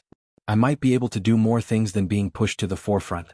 In at least 3 months, at most half a year, I'll show you a great creation that can change the world. It'll be more practical than anything I've done before, and the effects will be more immediate. In addition, as for my personal image, it's actually not important. In any case, I've been muddling along the way to this point, so I shouldn't be any worse in the future. Besides, I don't plan to enter the list of 100 people in 50 years that you mentioned because I feel that I can do more than everyone on that list combined. The 3 of you don't have to worry about anything. Just follow me. If I have a meal, you guys will lick the bottom of the pot." Lin Jingwei punched him in the chest. *CK. I'll hammer your chest with my little fists. Then poor little Lin let out another scream. He clenched his hands and howled, "Damn, is your chest a steel plate? It hurts. Sorry for not recognizing you. Silver scale breastplate, $5 each. My bones are broken. I can't be your friend anymore. I don't need a prescription. It's an ancestral medical skill that specializes in treating injuries from falls. It's guaranteed to be healed. The price is fair. Go, go, go." After fooling around for a while, the 2 of them returned to their dorms to sleep. The 2 of them seemed to be quite insensitive. Half an hour ago they were still talking about how governing a country was like cooking a small dish, but now they were sleeping like dead pigs. The next morning, while the 3 of them were still snoring thunderously, Qin Guang woke up early and went straight to Qingguang Agency. He planned to start blowing the horn for an Oscar. Chapter 1059. When the car was on the way and waiting for the red light, Qin Guang thought about what Lin Jingwei said last night. He couldn't help but laugh. Lin Jingwei hid himself really well. He really didn't find anything special about him before. Even after knowing his identity, his impression of him didn't change. But last night this guy finally behaved like a child from a rich family. No matter what his personality was like, whether he was strong or not, the things he was influenced by since he was a child were different. His way of thinking was incomparable to that of ordinary children. Let my grandfather tell me that governing a big country is like cooking a small dish? I think in the end he will definitely talk about cooking, and how popular he was when he was a chef. Thinking of this, Qin Guang thought of his family's Qin hot pot restaurant that had closed down. When the business was at its peak, it was also crowded with people. The taste was incredible because of the unique skills that were passed down from his grandfather. The delicious unique skills of cooking hot pot ingredients that his father inherited from his grandfather were wasted. Thinking about it made him drool. He missed the taste of his father. Hey, isn't it the taste of his mother in other people's homes? Why is it the taste of his father in my home? Forget it, forget it. I'm thinking too far. Although some of the words last night were said by Lin Jingwei's mouth, he understood it himself. He didn't say it, but his heart was clearer than anyone else's. The reason why he said it yesterday and didn't mention it before was mainly because he was just an ordinary internet celebrity before. He didn't get involved in such a sensitive industry as environmental protection, and he didn't reach that level and position. Now that he felt that the time was ripe, he decided to be honest with her and tell her all these things. The most powerful thing was that this guy said so many things that he shouldn't have said, such as eating mortals, which was treacherous and shouldn't be mentioned to others. Although the words came out of his mouth, it was his grandfather who said them to him. But even so, the relationship between him and me still hasn't changed. This guy's ability to deal with problems and organize communication is really good. Now that he thought back to the past 3 years, the image of the Lin Jingwei of last night and the Lin Jingwei of the past could be completely overlapped. His way of doing things and philosophy were indeed several levels higher than that of ordinary people. Strong people could see his strength, but weak people would not be suppressed by his strength. They could still get along with each other like normal friends. Lin Jingwei was right. He did have the ability. The only thing he lacked was a heart that was greedy for power. Sometimes he even seemed weak. Once he made a decision and gave an order, they would work hard to complete it. This kind of person could become an ordinary employee. However, the 4 King Kong were not ordinary employees from the beginning. Yu Hong, Fang Tianyu, and Su Li, who used to work for the Tangjie Foundation, and Lu Xiaoyang, who had been recruited by Qin Guang through his relationship with the H-Pad, were all talents and had their own pursuits. As a result, when Qin Guang had nothing to do, they were busy as dogs. When Qin Guang came to work, they were as busy as dogs. Those who took the initiative to find trouble and could plan and push forward the whole industry chain were the real talents. However, this was not enough. Once they made a wrong decision, the company would suffer a great loss. Those who could not only make trouble but also see through the appearance and see the essence in the mysterious market without making any mistakes or even fewer mistakes were the real talents. So far, Yu Hong was the best in this aspect. After all, he was an astute person who had never made any mistakes. Su Li was also very strong.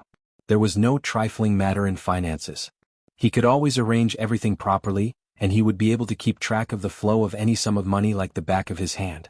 Even his communications with the public security, judicial and tax authorities were constantly maintained.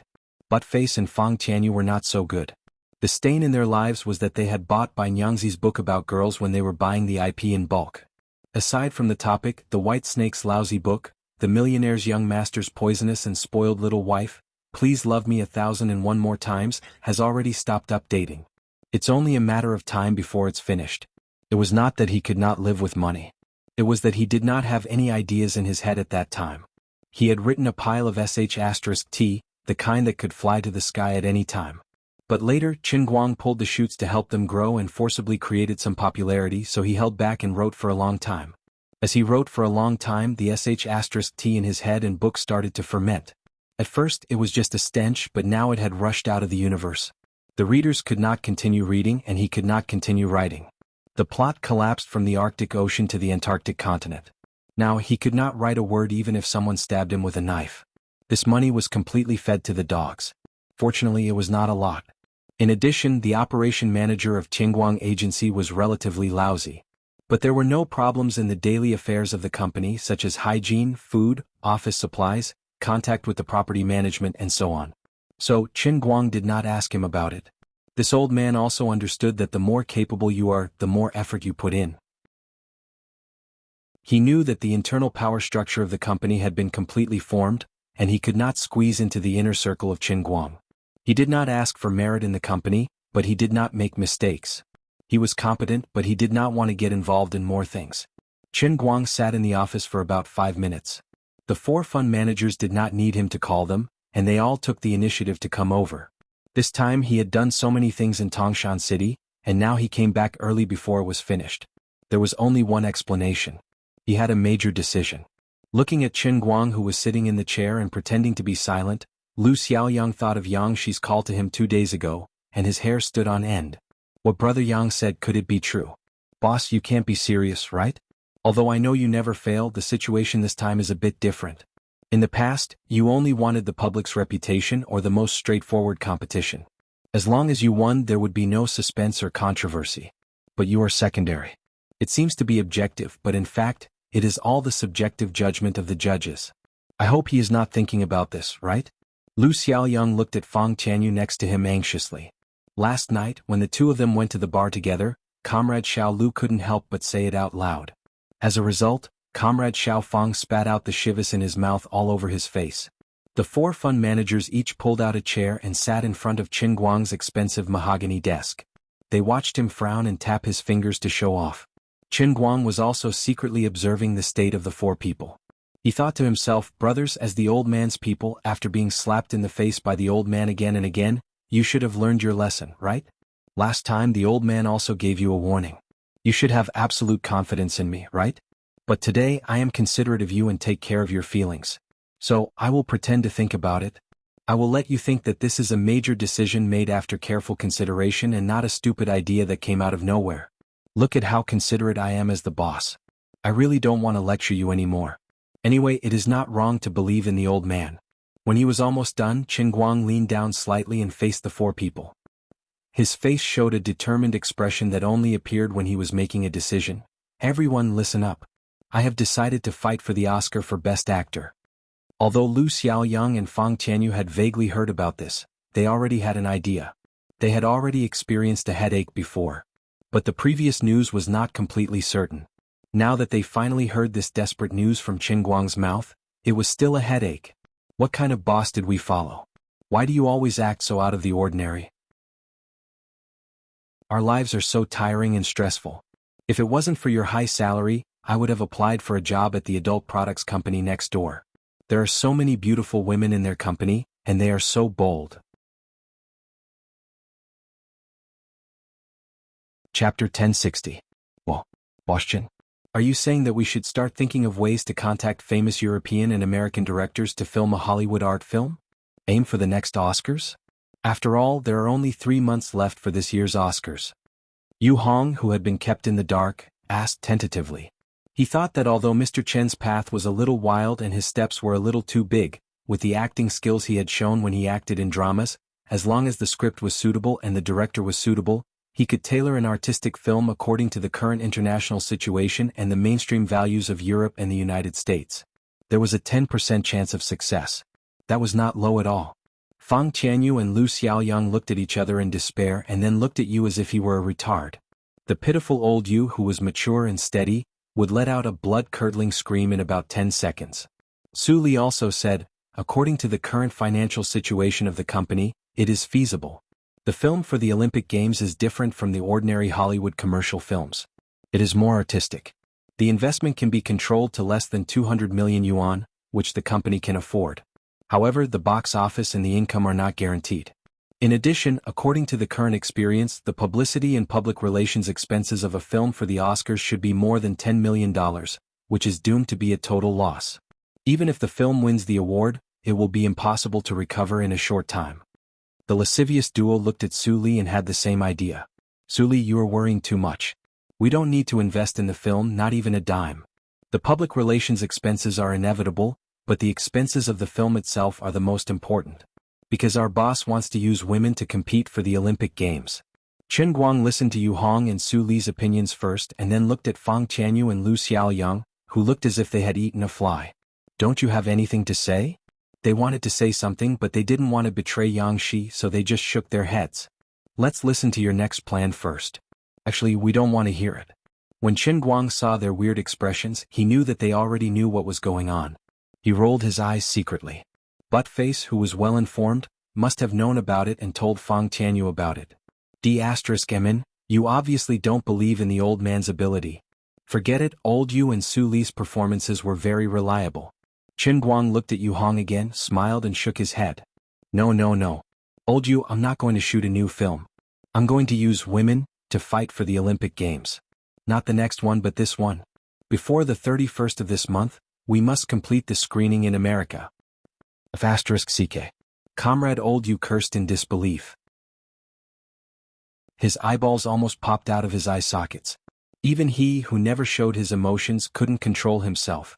Comrade Xiao Lu and Fang Tianyu finally stopped pretending and expressed their stance. Lu Xiaoyang, that's ridiculous. The 31st is a week or so, and the key is that President Qin as an actor has no reputation overseas at all. Director Deng's status was also far behind. Women itself isn't some kind of deep film. What the hell? Fang Tianyu said, that's right. As the investment representative of the Tangjie Foundation, I dealt with the Motion Picture Association quite a bit. The Oscars aren't as simple as they seem. You have the right time, the right place, and the right people. Boss, you have everything you want now. Qin Guang looked at Old Yu with a sorrowful face. I knew those two couldn't keep their cool. Old Yu, you're undermining me too. I'm very sad. If you want to use women to fight for the Olympic Games, it's not impossible. At this moment, Su Li spoke again. To Qin Guang it was like the sound of heaven. Qin Guang looked at him with a face full of joy. Fortunately, at least not all of his people were fools. There were still people who understood him. He looked at Su Li's eyes brightly. Su Li stopped writing and looked up at Qin Guang. But President Qin, we have to raise the budget for public relations and publicity to at least $200 million. Currently, the head office can't afford it. It's a bottomless pit. Qin Guang said, *CK. You're not my 4 great generals, right? You're the 4 great generals. You're my 4 explosives experts, right? Boss, can I return the money? Can I change the deck of cards? Obviously not. I can't bear to do that. Qin Guang sighed. You guys, why don't you learn from your mistakes? Think about your past and think about how Qingguang Talent Agency has come so far. I've already mentioned it last time.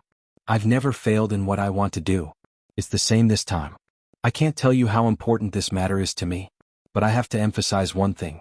Compared to the past, my determination is stronger than ever. I have to get the Oscar next year. I won't allow anything to go wrong. As he spoke, his expression and tone became unprecedentedly serious. He really couldn't make a joke. In the past he allowed himself to fail. After all, the price of failure was bearable. But this time, if he failed the Olympic Games, he would definitely die in 2 years. Although Yu Hong and the others still felt that it was inconceivable, Qin Guang was really too serious. The 4 of them were also elites in the workplace. They understood that as the boss, he had already shown his unquestionable determination. So work was work. Personal feelings had to be put aside for the time being. Qin Guang was very satisfied with the change in attitude of the 4 of them. He nodded. Let me first briefly explain where my confidence comes from. The positioning and concept of the film itself, as well as director Deng's influence both at home and abroad, have indeed caused woman to be born with a disability. There's a huge gap between it and a normal Olympic Games film. But although the Oscars have always been criticized as the embodiment of political correctness in Europe and America, in fact, it's still an award for filmmakers. When the contribution and help of the film itself to the film industry is absolutely strong, even enough to suppress any other side effects, political correctness may lose the battle. So, there's a lot of room for maneuverability in this matter. It's not completely impossible. You've seen my performance in the play, Thunderstorm. Later, I'll ask Big Beard to send me a copy of the newly edited film sample. I think that with the acting skills that I've shown in the film, it's enough to represent the people in the film industry, especially the next generation of actors. My acting skills are beyond the times. This is the only advantage of woman. What we need to do is to infinitely magnify the influence of my advantage, to the extent that it's enough to suppress all doubts. I'll also prepare as soon as possible, and strive to come up with a monograph that's enough to conquer all the people in the film industry before the official selection. It doesn't matter what the previous and future Oscars are, but this time, we need to use our own strength to make the Oscars not the Oscars for politicians, but the Oscars for filmmakers. As for the public relations fees that Su Li mentioned, it doesn't matter even if it's really as high as $200 million. I'll find the money no matter how much it is. Remember what I said, no matter the cost. When the Oscars. Okay, that's the end of the discussion. From now on, the other matters of Qingguang brokerage will be put on hold. If it can't be put on hold, push forward with the least amount of manpower and resources. If it's really too busy, expand the scale of the company. Currently, 90% of the fighting power of the whole company will be transferred to this matter. Qin Guang waved his hand and set the tone for this matter. Finally, he said, "Now each of you go back and think about it. Write a proposal in 3 hours. Write down the role that each of you will play in this matter, and what kind of specific matters you will be responsible for. Everyone show me the attitude of a final battle, and don't allow anyone to drag me down. Also, don't allow anyone to question my decision again. If it's done well, apart from individual rewards, I'll give each of you an opportunity. I'm sure you all vaguely know that I'm now an inner strength martial artist, and I've long surpassed the scope of ordinary people. I'll personally use my power to recuperate the body of you, or the person that you want me to help. Gold is not as good as gold, so you guys have to work hard." Yu Hong and the other 3 people suddenly became spirited. Qin Guang's last promise could be said to have captured their biggest wish from the bottom of their hearts. Ever since Yu Hong started working, the years of high-intensity work had left many hidden injuries in his body. He had always been in a sub-healthy state, as if he could collapse at any time. Until now, he was still relying on his willpower to hold on. If what CEO Qin said was true, Fang Tianyu thought of his bedridden younger brother. Lu Xiaoyang and Su Li were also full of thoughts, but their blood was boiling. CEO Qin was right. How would we know that we'll definitely fail if we don't try? Moreover, his acting skills are really good, almost invincible. As his employees, how can we not have confidence?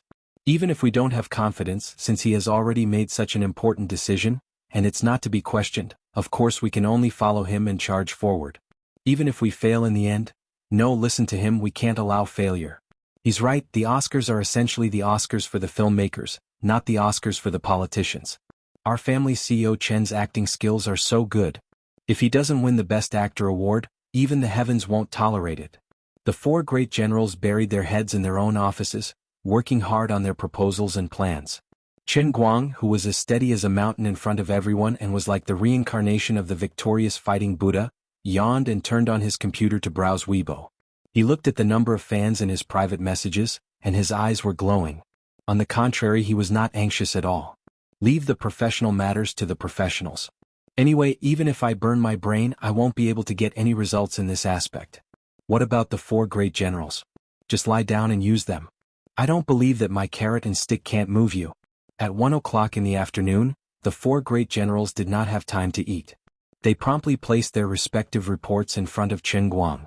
Qin Guang, who had just burped, waved his hand and said, "You guys go eat first, I'll take a look at the report." After everyone left, he quickly browsed through the report. Yu Hong mainly wrote about how the company's internal resources were mobilized, how to coordinate the work, from funds to manpower, and all aspects were detailed. In just 3 hours, Yu Hong was able to come up with such a comprehensive plan, which was worthy of his identity as the head of the 4 great generals. Of course, there might be some loopholes and imperfections, but Master Guang could not understand it at the moment, and he did not need to understand it. Fang Tianyu, on the other hand, based on his own experience and business relationships in North America, sorted out the Oscar selection rules more comprehensively, and had more detailed requirements for related films. In addition, he also used his personal connections to inquire about the list of qualified participants and detailed information. Lu Xiaoyang, on the other hand, analyzed the publicity strategies and details of the past 10 Oscar-winning films in 3 hours, and came up with a complete set of supporting publicity ideas. He even took out the performance art monograph that Qin Guang had just casually thrown out. In turn, he asked Qin Guang to come up with the monograph 2 days after the film was released in North America. Su Li, on the other hand, looked through all the plans of the previous 3 people, then used the last 15 minutes to complete the financial planning, and made a more detailed and accurate estimate. The total publicity funding was as high as $40 million, 4 times the budget of an ordinary Olympic film. This was burning money and it was almost a loss. But in such an absurd situation, if they wanted to succeed, they had to burn money. After the 4 of them quickly ate Chinese food in half an hour and returned to the office, Qin Guang slapped the table. "Very good, your plans are all very good. Let's go now. Tonight, Fang Tianyu, Lu Xiaoyang and I will go to America." When night fell, Iron Wing soared into the sky with the last rays of the setting sun. The Boeing 787 held its head high, let out a deafening roar, and brought the 3 of them straight to Los Angeles. At the same time, the rising superstar of the domestic culture and entertainment industry, with more than 100 employees, the company's cash flow of nearly 300 million, a valuation of nearly 3 billion, and a total company value of nearly 10 billion, such a behemoth like the Qingguang Group, set off like a mighty and huge chariot. Target Los Angeles. Target Oscar. Target survive. Chapter 1061. About 20 hours later, Qin Guang and the other two arrived in Los Angeles. It was 10 in the morning there. As soon as the three of them got off the plane, they went straight to the local hotel with the reception staff of the Tang Jie Foundation. They had a good sleep to adjust their biological clock. Qin Guang was Superman, but the other two main combatants, Fang Tianyu and Lu Xiaoyang, were ordinary people. They stayed at the Flemington Hotel, which was next to the American Film Institute's headquarters. It was a famous hotel in America, and many celebrities would choose to stay there when they came to California. They could reach the Hollywood Wuxia Theater, which was located at the heart of the Walk of Fame, in about 15 minutes. It was a historic movie theater, adjacent to the Truman Theater. It was a landmark in Los Angeles, Hollywood, and even the United States. The theater had hosted the Oscars many times as well as other important conferences.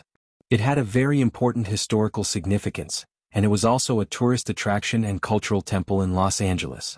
There was a cement wall made of handprints in the square outside the movie theater's main entrance.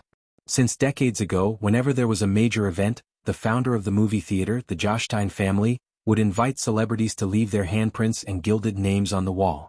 So far, the people who could leave their personal marks on the wall included presidents, big shots in the business and scientific fields, and more famous celebrities in the entertainment and cultural fields. Due to the changes in the market economy in recent years, in order to coordinate with the publicity, or perhaps because of the consideration of benefits, the selection criteria for the handprint wall had become less strict, even causing a lot of controversy. However, no one could deny that it was an honor that no celebrity in the world could ignore. To Qin Guang, the best news was related to the Hollywood Wuxia Theater. With Tang Xiaokai and Big Beard Deng's help, the American premiere of Women, a movie with a weak foundation, was held in this cultural mecca. Holding the premiere at the Wuxia Theater would, of course, have a mysterious effect on Women, which was originally from China. Regardless of the quality of my movie, I'll hold the premiere at the Hollywood Wuxia Theater, just like many Oscar-winning movies. I'll raise my status and level first. That's how shameless I am. What can you do to me? The world premiere was set on December 25th, which was Christmas Day. This festival was quite popular in China. In Europe and the United States, it was as important as the first day of Chinese New Year. Only the heavens knew how much favor Tang Xiaokai and Big Beard Deng had done for them to be able to cut the queue for this day. As the founder of Hollywood's Wuxia Theater, the Jostein family currently held the largest share in the cinema chain company. The rest of the shares were controlled by various parties, but they had almost no control over the local funds in Wuxia. The name of the theater had nothing to do with the Chinese. It was purely because the founder and his partner wanted to build a landmark building and cultural industry in Los Angeles that was full of the charm of Eastern culture. In terms of capital, Hollywood's Wuxia Theater was only controlled by the Tang Jie Foundation through multiple layers of control. They held less than 0.15% of the shares of the cinema chain company and had no influence on the decision-making level. They were only selling Tang Jie Fund's reputation on Wall Street. Tang Xiaokai had given Qin Guang enough face. There was no need for him to come, but in order to carry out this matter, he had even arrived in Los Angeles a day earlier to hold the fort. But at this moment he was angry and embarrassed. Tang Xiaokai suppressed his anger and sat in the office of the Jostein family's current leader, the general manager of the Wuxia Theater, Donald Jostein. He looked at the silver-haired old man in his 50s with a straight face. Donald Jostein wore a well-ironed suit with his combed, silvery hair that looked like a waterfall. Perhaps it was because he had been keeping a straight face for many years, but the cheeks on his slightly plump face drooped and protruded. Judging from his appearance, he was a stubborn old man who didn't like to think for others. Tang Xiaokai took a deep breath and slowly said, "Mr. Jostein, this is different from what we originally agreed on. Even if I can't get the number 1 screening room, you can't possibly arrange the number 14 screening room for me, right? It'll be hard for me to answer to my friend if you do this." Donald Jostein was expressionless as well. He shrugged slightly, which was almost invisible to the naked eye. "Mr. Tang, I understand that you want to help your friend. That's why I originally arranged the number 7 screening room for this movie from China. But I had no choice. Just 2 nights ago, my friend of many years, Mr. Diaz, personally called me. His friend is a famous old professor from Wesleyan University who has a lot of works. He also needs my number 7 screening room. You know, whether it's Mr. Diaz or Wesleyan University, I have to respect their request. So I can only let you and your friend down, Mr. Tang? When Tang Xiaokai heard that, he knew that the reason given by Donald Josh Stein was irrefutable.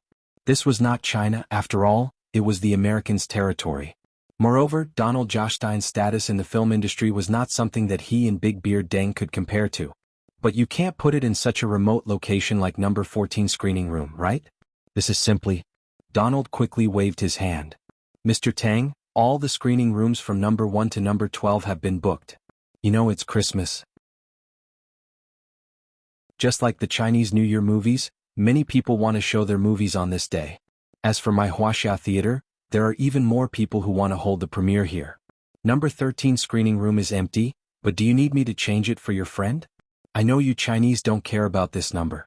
Tang Xiaokai's face turned gloomy. Qin Guang wanted the Oscars. He did not have to worry about it in China at all. With a few months of publicity and the influence of the film's main production team, there was no doubt that the box office would reach the top on the day of the premiere. However, in Europe and America, a movie that was competing for the Oscars was being premiered in number 13 screening room. What was this? Was this a joke? If the media reported it as a joke, people would have to avoid mentioning the name of the movie and change it to the unknown movie that premiered in number 13 screening room. Mr. Josh Tan, please don't joke with me. Tang Xiaokai was, after all, a person who could call the shots on Wall Street. Although Donald Josh Tan was influential in the film industry, he could not compare to Tang Xiaokai in terms of status.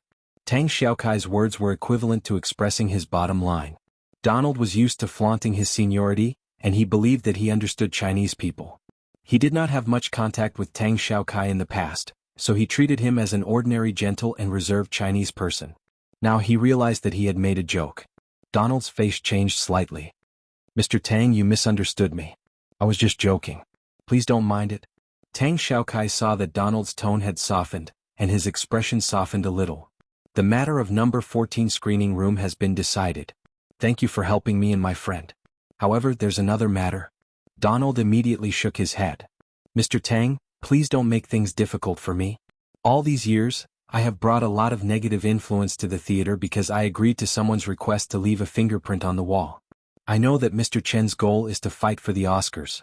If he can really do it, he will be the first Chinese to win the Oscars. It is indeed historic. However, Mr. Tang, do you think that's realistic? Although I, Donald, am only the owner of a theater, I have many friends in the Film Academy. I am very familiar with the rules of the Oscars. Therefore, I can tell you clearly that it's impossible. I admit that Mr. Chen has a certain level of fame in the world, but his past achievements have nothing to do with the art of film. I recognize his great contribution to the aviation industry. A hero is worthy of respect, but that's not enough. His nature is no different from those online anchors who became famous on YouTube. His social status and artistic achievements are far from being worthy of leaving his name on the wall. Tang Xiaokai slammed the table.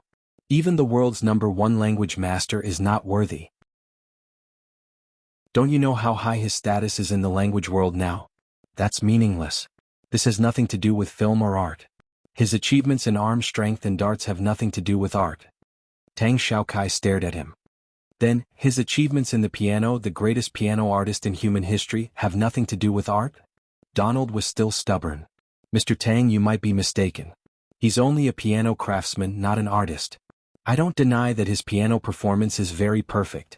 Even my granddaughter's school uses his videos and recordings as standard teaching materials. However, until now he has never really created anything other than playing other people's songs. What he plays is, in a sense, like a CD. That's all. You're being unreasonable. You're twisting words and forcing logic. He restored the real Mozart, Tchaikovsky, and Beethoven. His performance is the closest to the original, allowing people to travel hundreds of years to hear the real performance of those masters. Isn't that an artistic achievement? Donald couldn't help but sneer. Where's the evidence? Mr. Tang, there is still a lot of debate in the piano world about the problem you mentioned. Most of the people who support him are the friends of the people who lost to him in the competition. God knows how many benefits these people have received from him. Mr. Tang, you might not know much about the art world, but they're about to fight. Before Tang Xiaokai could continue, Donald spoke again. Mr. Tang, I'll admit it. The fundamental reason is that I personally hate him because of my personal feelings. I don't care what achievements he has in other fields. I'm not even interested in watching the digital source of the movie you sent. I can't accept his behavior at all. A person who's appeared on the screen for the first time and hasn't even acted in a TV series is delusional enough to want to win an Oscar. He even used your personal connections to force me, just to fulfill the rigid requirement of releasing the movie before December 31st. Chapter 1062. He's basically insulting me. He's insulting all of Hollywood. He's insulting all the filmmakers in the world. This was a decision he had made in a hurry. He's fooling around. I've also seen his past deeds. He's arrogant, rude, and condescending. I had nothing to do with him in the past and I didn't care what kind of person he was. But now, he's extending his evil claws to the film industry that I've worked hard for all my life. You don't know how angry I am. I admit that I've agreed to the Wuxia people leaving their names on the handprint wall out of business considerations, but not right, Chen. No matter how much money I have. I can't leave such a stain on my life that I can't get rid of. Tang Xiaokai looked at the old man who looked like an enraged lion. He really couldn't do anything to him. After a few minutes, the old man calmed down a little and shook his head repeatedly. I'm sorry, Mr. Tang. I lost my composure. But I sincerely hope that you can understand that it is out of deep consideration that I have refused your request.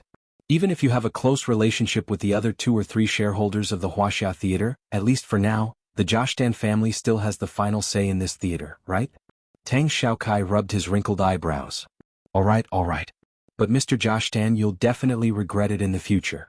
You actually don't understand Qin Guang at all. You should watch the movie first before making a decision. Donald shook his head. There's no need for that.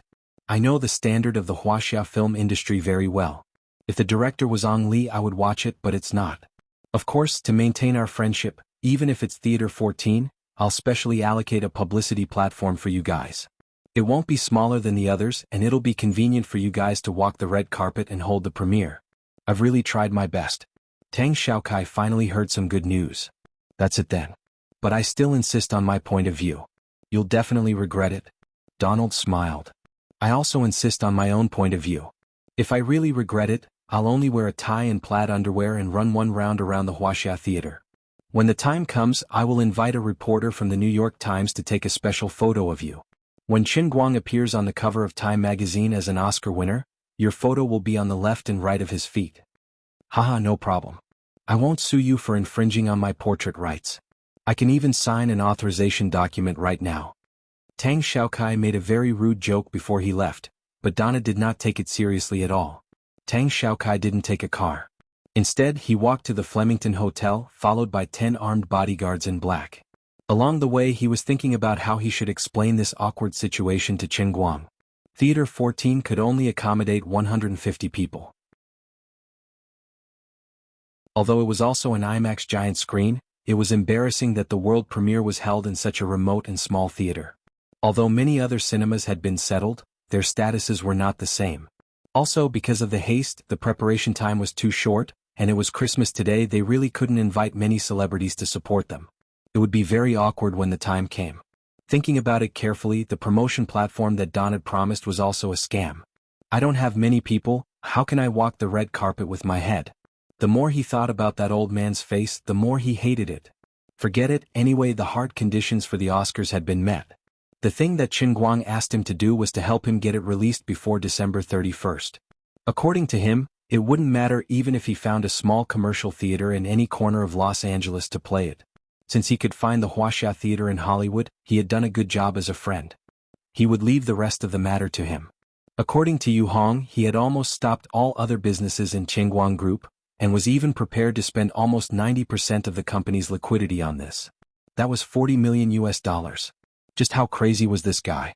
Tang Xiaokai felt that he couldn't understand Qin Guang's crazy way of doing things, but he was in no position to stop him. It was because he couldn't understand it that he couldn't give any practical advice. In addition, he had a lot of things to do. It was enough for him to spend 2 or 3 days to help sue Quebec. As for the promotion and marketing, he could send some people to help him. Tang Xiaokai knew Yu Hong, Fang Tianyu, and Su Li very well, so he didn't worry that Qin Guang had no people to help him. It was said that Fang Tianyu had found a close friend called Buttface. Since the two of them could be together, Buttface must be quite capable. When Tang Xiaokai arrived at the hotel, Qin Guang and the other two people had just stayed there for less than 15 minutes. Mr. Tang, Mr. Chen and the other two people have just fallen asleep. Do you need me to wake them up? The receptionist arranged by Tang Xiaokai had just accompanied Qin Guang and the other two people from the airport to this hotel, so he was quite familiar with the situation. Tang Xiaokai waved his hand. No, I'll go to my room first. I need to deal with some company affairs. When he was talking, he saw a figure walking out of the hall in the distance. It was Qin Guang. Yo, Shaka. Long time no see. Qin Guang's eyes were sharper than Tang Xiaokai's, so he greeted him from a distance. Tang Xiaokai walked up to him with a smile and whispered in Qin Guang's ear, "What? Brother-in-law, don't you want to take a rest?" Qin Guang waved his hand. "I don't need to rest. I'll sleep when it gets dark." "Wait, what did you call me just now?" Tang Xiaokai smiled and continued to say sneakily, "Brother-in-law." Qin Guang jumped back. "T, don't talk nonsense. Be careful or your sister will strangle you to death. You don't know, do you? Last week I went to Morelands to meet my sister. She was crazy. She talked about you every time she opened her mouth. From your charisma to your genetic arrangement, I even suspect that she is preparing to give birth to your child." Qin Guang, "Genetic arrangement my ass. Give birth to a child my ass. Wait, Tang Ying is analyzing my genetic arrangement now? Last time I shot it at her. Go. Qin Guang couldn't help but think that if a simple genetic analysis couldn't satisfy her scientific ideals, with Tang Ying's previous performance as a medical maniac, she might really do something crazy like combining two people's chromosomes. She would definitely want to study the changes that would happen after her genes intersect with an ordinary person's to give birth to an embryo. Bastard. You won't even let your own child go. Thinking of this, Qin Guang couldn't help but feel a chill down his spine. Let's not talk about your sister first. Just call me Qin Guang. You're older than me anyway. Alright, how's my matter this time? I'm sorry for troubling you. You're so busy every day. Tang Xiaokai waved his hand. It's fine. Brother-in-law's business, I have to take care of it. My sister also said that she is working with Morelands and Gokyo University to set up a research institute to study your genes. This is probably the most high-end pregnancy preparation plan I've ever seen. Qin Guang, who had just sat down and took a sip of his tea, almost spat it all over Tang Xiaokai's face. Pregnancy preparation your head. Stop talking nonsense. Why didn't I hear it like this? She already talked to me about the research institute before she came to America. She wants to do research on genetic medicine, but it's not just my genes. Isn't that a joke? I'm begging you, I'm in a mess right now. Don't go off topic. Tang Xiaokai stopped joking. Alright, let's get back to the main topic. But don't be angry at me. I've settled the matter of the screening for you. I've found a medium-sized distribution company, and my Tangjia Foundation has a leading position. In addition, Deng Xiaojiang and I went through some channels to get the approval from the Copyright Office, so it was approved very quickly. As for the cinema, almost every major city in America has a simultaneous screening. It's through my distribution company, so there's no problem with that. Qin Guang nodded and gave a thumbs up. Well done. Tang Xiaokai shook his head. Don't be too happy. It's only been 5 to 6 days since you informed me. With my capabilities, I can only do so much. Although I suddenly cut the queue and managed to get into the cinema screening, the initial publicity is basically zero. Although I've already spent a few million USD to pave the way for you, it's just a cup of water on a burning cart of firewood. The time is too short, and the movie still doesn't have any influence in America. If you want to create an effect in just a few days, the publicity fees will probably be in the hundreds of millions. This is too much. Qin Guang waved his hand. It's fine. Thanks for the trouble. I'll pay you back later. Tang Xiaokai shook his head. No need. This is my personal money. Just treat it as me buying fewer cars this year. But there's a problem that's quite awkward. The premiere theater I contacted for you is called Hollywood Wuxia Theater. Qin Guang's eyes lit up. I know. I just looked it up on the internet. Not bad, young man. You're awesome. Tang Xiaokai sighed. The Wuxia Theater is awesome, but the problem is that I only got the last place, the most secluded theater, number 14. It can only hold 150 people. Number 14? Dying? That's not auspicious. What else? There's only 13 left. Damn. That's even more inauspicious. That's why the premiere of Women will probably be the ugliest premiere in history. Qin Guang shook his head. That won't be the case. There was a movie called baby, did you have breakfast today? The premiere was held in my hometown's county cinema. Tang Xiaokai stared at him. Damn. You're too easily satisfied. You're Qin Guang. You should be more ambitious. So, your intentions are too obvious. I'm even worried that you've aroused the resentment of the people in the film industry. You originally had the chance to get number 7 theater, but the person in charge of the Wuxia Theater, Donald Jostein, is unhappy with you. So the deal didn't go through.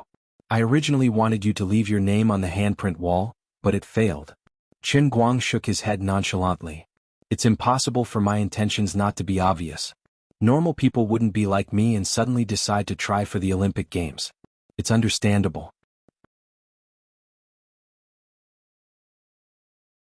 Chapter 1063. You're quite open-minded. Oh, there's another problem. What is it?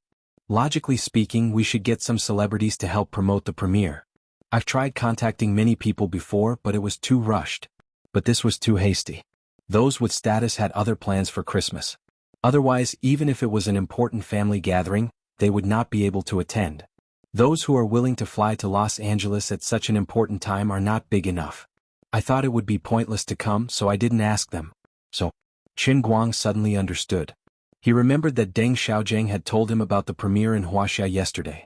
It was a gathering of heroes. Other than the main cast members, there were at least 20 to 30 A-list and A-list celebrities. Celebrities, politicians, and business tycoons from all walks of life could fill up half the seats in the screening hall in Yanjing. All the major media outlets were fighting for a ticket. Looking back at his side, it was like the difference between Manhattan and Chenjigu. The scene was collapsing. Forget it, of course it's not your fault. After all, we didn't have the intention to release it globally at the beginning. I've also disrupted Big Beard's overall plan. If Qingguang Group hadn't become the major shareholder of the movie, Big Beard wouldn't have been able to change my mind. He wouldn't have gone crazy with me like this. As for whether the premiere looks miserable or not, it doesn't matter. The Oscars are about the art of the movie. This is my core advantage. I'm confident in this. Tang Xiaokai nodded. I know you're not short of money. You can earn a lot of money now. What you really care about is not the box office. But if the box office performance is too miserable, I'm afraid it will affect your next step in the Olympic Games. It's fine here in Los Angeles. With the budget you've taken out, your promotion will be everywhere tomorrow morning. But it'll be too late for other cities. The most likely situation will be that, other than here in Los Angeles, your women can only have a 3-day tour in many other cities. This is very disadvantageous. Although only a small group of people are voting, the overall box office and reputation of the movie are extremely important. This will sway other people's opinions.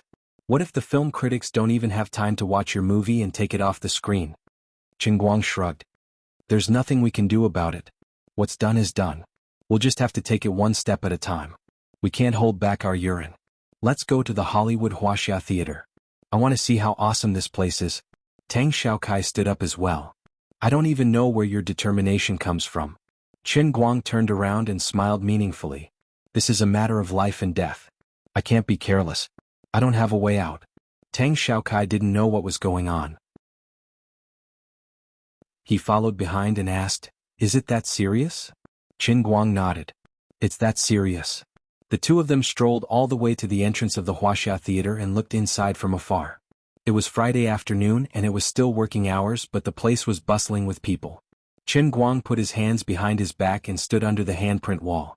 He looked across the long square and sighed. It's quite extravagant. Tang Xiaokai nodded. But the more extravagant it looks, the more awkward your situation will be during the premiere next Monday. It doesn't matter. I don't care about the premiere at all. You don't even know how I can turn things around. I'll bet $5 that you've never seen a heroine before. Tang Xiaokai's face turned red. Needless to say, Qin Guang had guessed correctly. Actually, he had never seen Qin Guang acting cool before Donald. His confidence in Qin Guang was only because of what Qin Guang had done in the past and how decisive Qin Guang was this time. Thus, he subconsciously made a judgment in his heart. Of course, he had been exceptionally arrogant and confident in front of Donald previously. That was also because he couldn't afford to lose even if he lost. A young talent on Wall Street had to have such an imposing manner. I'm too busy. Sorry. F***ck, you really haven't seen it before. Humph humph. Speaking of which, cult leader Huang can leave his name on the handprint wall, but he doesn't even let me. That's a little stingy. Chen Guang pointed at a name that was a mixture of English and Chinese. It was student Xiao Ming. Tang Xiaokai shrugged. He's an A-list male star in the country, all right? He's been popular for many years. As the two of them were chatting idly, a fat figure walked down from the stairs at the entrance of the Wuxia Theater. Chen Guang followed Tang Xiaokai's gaze and looked over. There was a tall and handsome brown-haired white man beside the fat, white-haired old man. The fat old man was chatting with him with a mocking smile on his face. The brown-haired white man nodded repeatedly. There was a hint of disdain in his eyes and the corners of his mouth. The two of them laughed as they walked. After taking 2 steps, they looked up and saw Tang Xiaokai and Chen Guang not far away. Tang Xiaokai did not intend to let Chen Guang and Donald meet. In his opinion, the two of them were not the kind of people who could easily get along with others. Especially when the two of them had yet to meet, but they had already crossed swords here. Donald could not stand Chen Guang because of his own reasons. Although Chen Guang did not say anything, it was impossible for him to not feel anything after being thrown into Theater 14 and refused to leave his name on the handprint wall. Once the two of them met, it would be like Mars colliding with Earth. Not only would it not improve the situation, but it would also make things worse. However, as the saying went, whatever you fear will happen. This old man is the general manager of the Wuxia Theater, Donald Joshtan, right? Chen Guang said in Mandarin without turning his head. Tang Xiaokai nodded and said helplessly, "It's him." One tall and one short, one old and one middle-aged, one fat and one thin, and the brown-haired, middle-aged handsome Caucasian man walked closer to each other. Donald put away the smile on his face and put on a business-like look. "Mr. Tang, this is Mr. Chen Guang, the male lead and investor of women?" Before Tang Xiaokai could answer, Chen Guang said with his hands behind his back, "That's me, Mr. Donald." Donald's face turned cold. Although he did not like Chen Guang, how could he not know that Chen Guang was a master of all languages? How could he not know the difference between an American surname and a first name? This guy had obviously called him by the wrong name on purpose. "Nice to meet you, Mr. Guang." He gritted his teeth and returned the favor. Chen Guang pretended to be enlightened. "Oh, I'm sorry, Mr. Joshtan." Tang Xiaokai turned his face away quietly. He had wanted to try and smooth things over, but fortunately he did not overestimate himself. How was he supposed to smooth things over?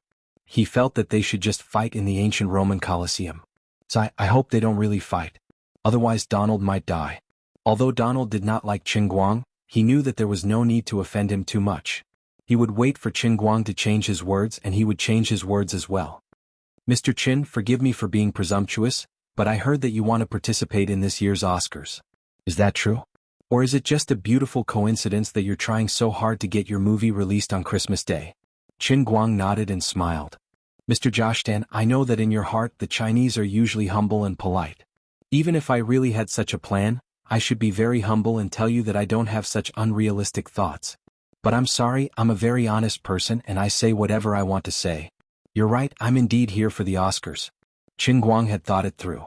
Regardless of whether he admitted it or not, the people in the Western film industry were not fools.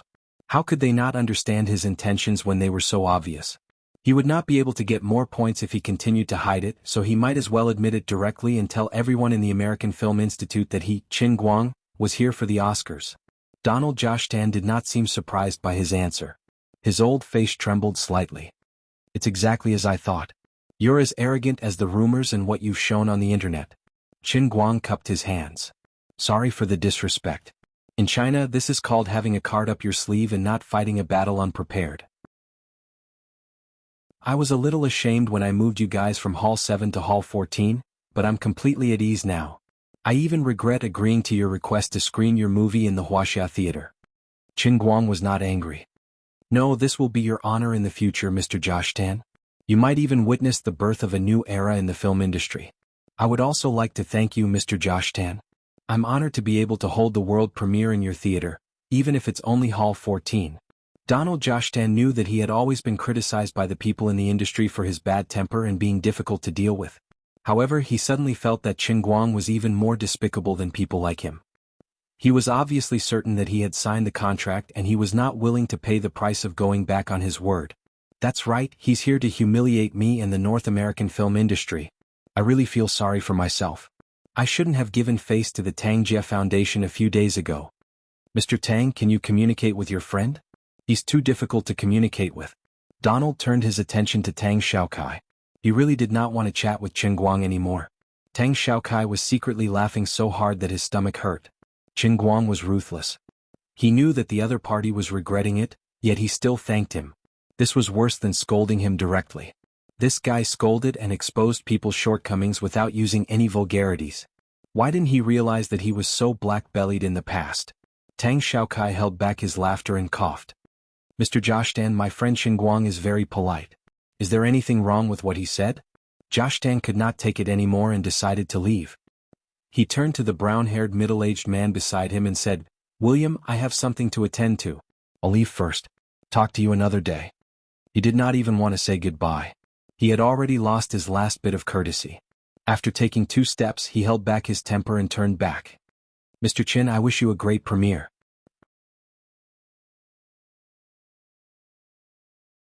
Chapter 1064. He made up his mind.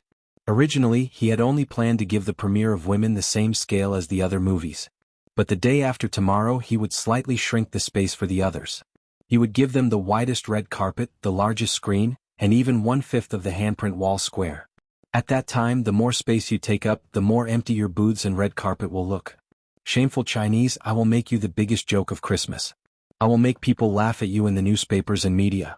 The world premiere of the desolate 14th screening hall. I have to let you know that what you do in China will not work here. After Donald walked far away, the tall and handsome brown-haired white man did not leave. Instead, he looked back at Qin Guang with great interest and said, You were talking too fast just now. I couldn't even get a word in. Let me introduce myself, William Jones. Qin Guang did not know who this person was, but Tang Xiaokai immediately remembered and introduced him to Qin Guang. Qin Guang, this is the male lead of the Sunshine Man, William Jones. He is one of the hot favorites for this year's Oscars. Qin Guang was suddenly interested and was about to speak. But William Jones' face suddenly fell. Mr. Qin, no matter whether I win the award or not, I sincerely hope that I will not see you at the award ceremony. Otherwise, I will think that it is a mockery and humiliation to me. Goodbye. Oh no, it would be best if we never see each other again. After he finished speaking, he followed Donald's example and turned to leave without hesitation. Qin Guang felt that he might be afraid of being beaten to death here. Damn it, the old man had been beating the geese all day long, but now he was being pecked in the eye by the geese. The old man was the king of acting tough, but now he was being bullied by a pretentious guy. Don't stop me. I will beat the hell out of you. Calm down. Brother Guang, calm down. Weren't you very black-bellied just now? You can't lose your cool. I don't care how good your acting skills are, but you can't have any negative news about you. Otherwise it will blow up. In the end, Qin Guang was stopped by Tang Xiaokai. Tang Xiaokai was right. This trip to the United States had brought countless black marks. It didn't matter if he didn't have any desires, but what he wanted was to be recognized by the American Film Association and become the new best actor. At that time, the negative news would be too strong, and he would be publicized as a violent maniac. He would be feared like a tiger, and he wouldn't even be able to enter other people's doors. He wouldn't even be able to see them. How would he be able to communicate with others and bribe them to his side? Forget it, there's no use beating him up anyway. Damn it, not only do I have to appear in front of him at the award ceremony, I also have to snatch the trophy from his hands. I'll piss you off to death.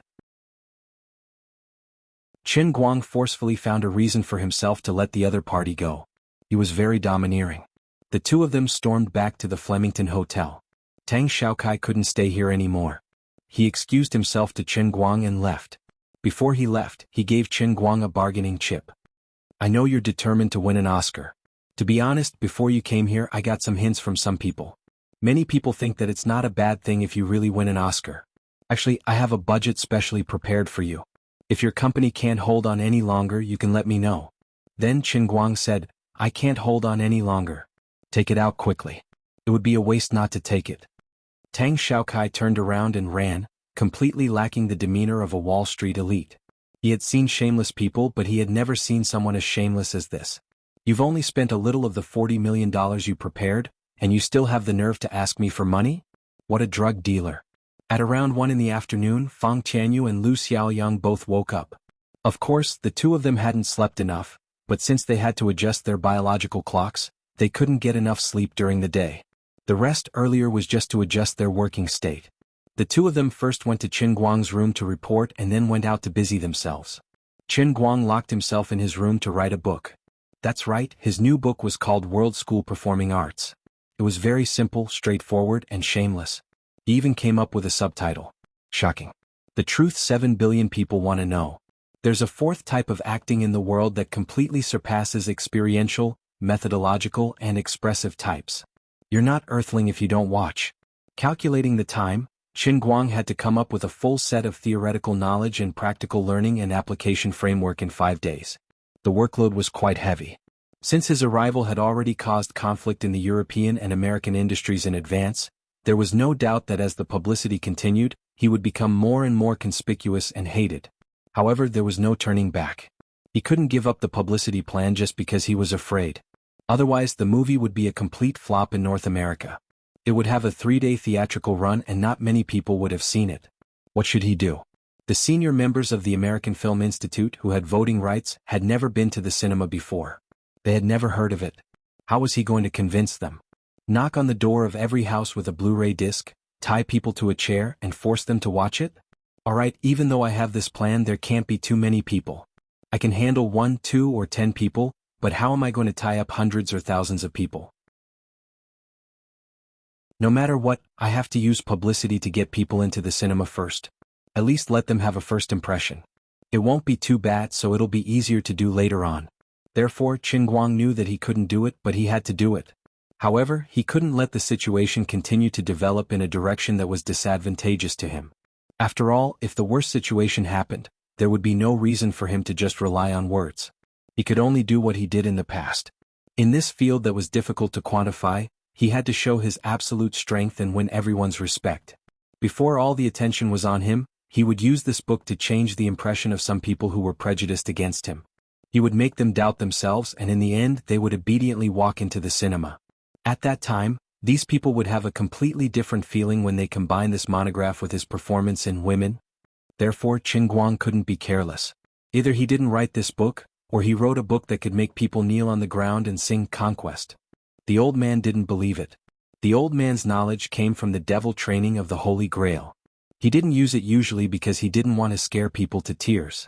You forced me to do this. The next day, under the operation of Fang Tianyu and Lu Xiaoyang, large posters of women appeared on the streets of Los Angeles. It was even more crazy and thorough than when Hero and Shaolin Soccer were released in the United States. There had never been many people like him who had no bottom line and used money to open the way. Although Americans advocated freedom, they advocated US dollars more. Although there were stubborn old men like Donald Jostein, there were more businessmen in the advertising and business circles who had no bottom line. As long as you have US dollars, you can even buy my life, let alone my billboards. Although everything was prepared in a hurry, the Qin Guang group that went all out brought out the strongest fighting force in history.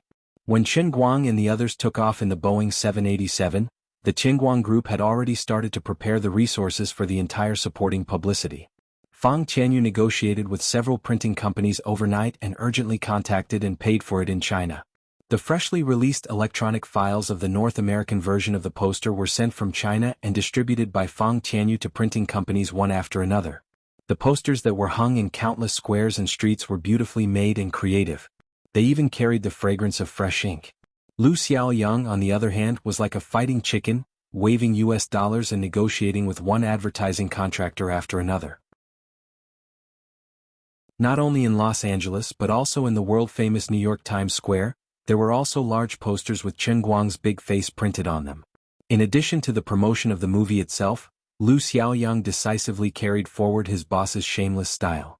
I don't care what you do, I just have to brag about it first. His strategy was simple and straightforward, but it was effective. He avoided the shortcomings of Women itself and focused all the publicity resources on his boss alone, praising his acting skills to the skies. Women was too weak in other aspects. If they wanted to achieve the boss's goal, they could only do what he said, which was to focus all the light on him. They hoped that he could support the whole movie with his acting skills and rush for the Oscars. There were so many shameless advertising slogans that Lu Xiaoyang almost believed them. Don't say anything. Just write the script according to what I say. I read one sentence and you write one sentence. Mistral Qin is the greatest performing artist since the 19th century. His artistic achievements are a link between the past and the future. In the past 300 years, it is impossible to find a great artist who can be compared to him. He is about to come up with a truly epic-making monograph on the performing arts, just 2 days after the movie is released. It will completely subvert the current performing arts system. Everyone please wait and see. The poor reporter from New York Film Weekly, Bowen, was about to cry. Mistral Lu, if I write like this, my grandma will spank my ass when I get back. Lu Xiaoyang slammed $5,000 on the table in front of him. Take it, it's for your ass's medical expenses. My boss lacks everything but money. Bowen jumped up. My ex-girlfriend's writing is also very hard. I'll call her immediately. Lu Xiaoyang patted him on the shoulder. Good luck, Bowen. I like media people with attitudes like you. I have to leave now. The people from UBC are still waiting for me. You can contact my assistant for the rest of the matter. He just got off the plane and will call you in about 3 hours. With that, Comrade Xiao Lu patted his ass and left.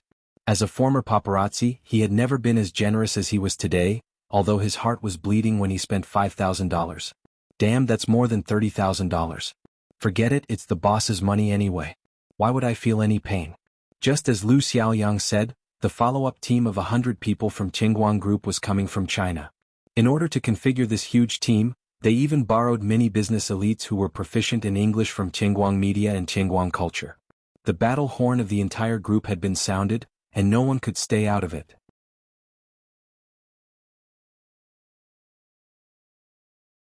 Chapter 1065. On the surface, his publicity strategy seemed to have worked very well. His crazy actions even triggered a catfish effect, causing a chain reaction on the internet in Europe and the United States. Not only did the news media and public relations companies who had taken money from the Qingguang Group, but even some celebrities in Europe and the United States who had nothing to do with him expressed their views on this matter. Celebrities in the European and American entertainment circles, whether they were in the film, television, pop music, or variety circles, all took the initiative to get involved. Although most of these people expressed that they only treated Qingguang, the Wuxia man's shameless and crazy actions, as a joke, whether they praised or criticized him, they added a free fire to this matter. Overnight, not only in Los Angeles but also in the entire North American online world, almost everyone knew about this matter. After UBC, the TV station that took money to do things, made a positive publicity, many TV stations immediately jumped out and fiercely attacked Qingguang from a negative angle because he didn't take the money to do the work. The same news even crossed the Atlantic Ocean and spread to another continent, causing a big sensation in Europe. In London, Milan, Paris, Cannes, Florence, and Munich, these palaces of fashion and modern films, countless people stood up to support their film art and defend the dignity of the film industry. Qingguang's arrogant and overly purposeful actions were like pouring molten iron into a basin of water.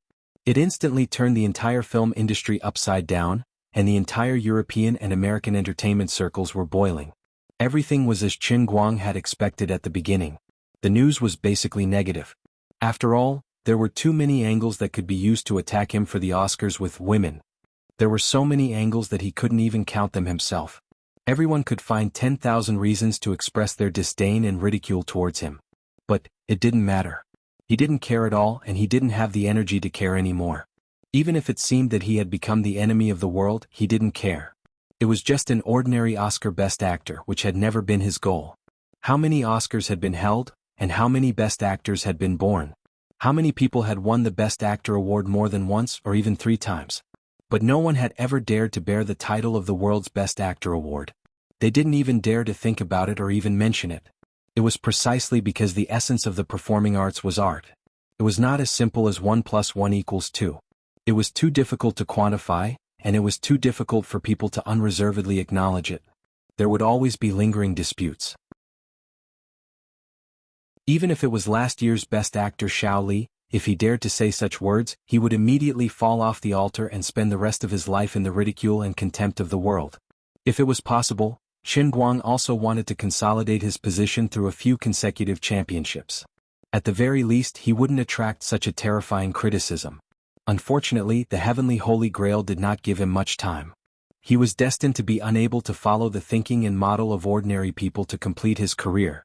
He had to first make enemies of the whole world in order to make himself stand on the opposite side of all criticism. When the whole world is doubting me, and despising me, it is also when the whole world's attention is focused on me. Only at this moment, when I am in the center of the whirlpool, can I use my irresistible power to instantly shatter all the dark clouds covering my head. The employees of Qingguang Group knew how crazy their boss was, but with their realm and vision, they would never be able to understand where Qingguang's madness came from. When the public opinion on the internet further spread back to the country, the negative effects even affected the promotion of the movie in the country. Gradually, voices came from Europe and America. Silently, a new concept appeared on the internet. All filmmakers and film lovers today, when the film industry is suffering the greatest humiliation, must unite and boycott this despicable and shameless Chinese internet celebrity. What do you take the Oscars for? What do you take movies for? What do you take art for? The cabbages in your backyard? The toys you buy for babies and children? You can control everything with money? Furthermore, you're not particularly rich. Even Mark Zuckerberg, Bill Gates, and Warren Buffett don't have such power. Who do you think you are? The son of Nike's chairman, Travis Knight, is worth tens of billions of US dollars. In order to fulfill his movie dream, he finally came up with Legend of the Magic String. He only received a nomination, but he didn't even stand on the podium. He has more money than you, has more dreams than you, and is more focused than you. Even he doesn't dare to talk nonsense like this. Who do you think you are? So what if you have great achievements in other fields? You haven't even brought out your movie. You've only acted in an outdated play, Thunderstorm. How do you have the face to fight for the Oscars? Every filmmaker, every person who loves movies, if you still have dreams, if you still have perseverance, if you don't want to see the greatest art since mankind entered the 20th century become a joke, unite. Boycott him. Reject his news. Reject his hype. Reject his topics. Even refuse to talk about him. Most importantly, you have to reject his movie. Even if he gives you a free ticket, you have to throw it into your husky's kennel. Even a husky won't watch his movie. The voices grew louder and louder, crossing the Atlantic Ocean from North America to Europe, then crossing the time difference to rush to Asia and back to China. There was also an uproar in China. People in the world always had their own opinions. Qingguang's diehard fans, of course, spared no effort to stand up for him. But there were still all kinds of debates on the internet. Some people said that he had embarrassed himself abroad. Others said that before you scold him, look at his past, look at his achievements. What right do you have to doubt him? You don't even deserve to carry his shoes. Others said that those who say such ignorant words don't understand movies, don't understand acting, and lack a basic outlook on life. They are all brainless young people who haven't matured yet. This is the standard. If you can do it, then do it. If I can't refrigerate, then I can't scold the fridge? Others said that you just can't bear to see the Chinese struggle for their dreams. When the whole world is criticizing and mocking him, why can't we, who have the same yellow skin and black hair as him, give him a touch of warmth when the whole world is throwing cold knives at him? Even if he fails in the end, isn't his dream of becoming the first Chinese best actor in history great? People like you who don't have dreams don't have the right to laugh at his dream. Others said that you idiots only know how to talk on the internet.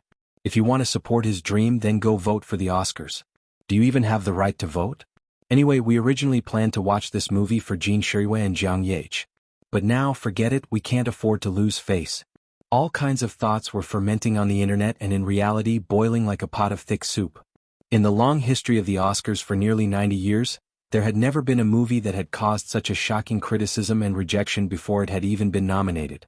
Although the entertainment circle had a tradition of demonizing people, there had never been a movie that had caused such a stir. It was something that had nothing to do with people's simple lives. However, all of a sudden, in China, it had become a show of support and mockery for their countrymen. Overseas, it had become the bottom line to defend the movie. This matter had completely surpassed the scope of the movie itself. With such a terrifying wave of public opinion, even Yu Hong, Fang Tianyu, and Lu Xiaoyang, the initiators, felt as if they were sitting on pins and needles. They had thought that there would be a backlash, but they had never dreamed that it would be so strong. Even if they stood on the street in Los Angeles and looked up at the sky, they could still feel the invisible pressure that filled the sky and the earth. Yu Hong stood in front of the floor-to-ceiling window on the 15th floor of the Lida building in Wujing City, looking at the cars passing by. He also furrowed his brows. He didn't know what his boss, who was in Los Angeles, would think when he saw what we had done. We messed things up. Will he go crazy? Fang Tianyu and Lu Xiaoyang stood in front of the door of Qingguang's hotel room, pacing back and forth. They didn't even dare to knock on the door, let alone report the situation to Qingguang. The more explosive the public opinion was, the more frightened they were. However, the ugly daughter-in-law had to meet her parents-in-law. They couldn't hide it for long. Their boss was also writing an article on his computer. He liked to browse Weibo, so how could he not see the situation? Forget it. If he died, then so be it. The two gathered their courage and were about to knock on the door when Qin Guang's door suddenly opened. You two have been hanging around the door for almost 10 minutes, right? Who lost money? Did you find it? Qin Guang rolled his eyes at them. Come in quickly. If you have something to say, just say it. I'm busy here. Lu Xiaoyang and Fang Tianyu anxiously followed him. They were worried that Qin Guang would suddenly slap them in the face. Boss. We are here to report the situation. Qin Guang, who had just sat in front of the computer and took a sip of tea, put down the cup and turned around. All right, let's improve our efficiency. I just want to ask you one thing. Did you complete the things you wrote in the proposal? The two nodded at the same time. Yes. Qin Guang took another sip of water. Since it's all done, what else is there to report? Let's continue with the original plan. Lu Xiaoyang took a deep breath. But boss, the situation is getting out of control. Fang Tianyu's scalp hardened. With the determination to die, he said loudly, That's right. We were too impatient for success. Everyone knows our purpose. They also know that this is your first movie. They also know the original position of the movie heroine. The development of the public opinion is completely out of our control. Now, even if we spend $200 million, we can't suppress the negative and criticism, let alone $40 million. Lu Xiaoyang nodded heavily and almost shouted, That's right. Boss, this time you might really have the whole world as your enemy. The whole world as your enemy. Didn't you check Weibo? Qin Guang was stunned for a moment, and then he came back to his senses. I just checked the website half an hour ago and I thought you had something new to report. But it turns out to be this lousy matter? Lu Xiaoyang was shocked. Boss, you call this lousy matter? Qin Guang shrugged. Of course. If this isn't lousy matter, then what is? You don't say. My dad just called and scolded me. Fang Tianyu could not help but ask. What did he say? Qin Guang wore a fearful expression as he continued, You've scolded me to the point that I nearly disregarded my son. Lu Xiaoyang said embarrassedly, Uncle Qin must be joking, right? Qin Guang returned to his calm look. That's right. He was joking. Fang Tianyu and Lu Xiaoyang looked at each other. What time was it? Boss, why are you still panting while talking?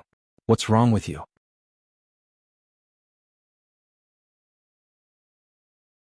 Chapter 1066. Boss, what should we do now? Do we need to get more people to use some special methods? Lu Xiaoyang hinted that Qin Guang had some special channels and connections in China. At the very least, Lu Xiaoyang knew that Qin Guang had some connections in China. At the very least, he could stabilize the public opinion in China. Feng Yu can't care about the North American box office and the Oscars anymore. He must at least protect the Chinese box office. However, he never expected that Qin Guang would already be sitting before his computer and typing on the keyboard. Nothing much. We'll just follow the original plan and do what needs to be done.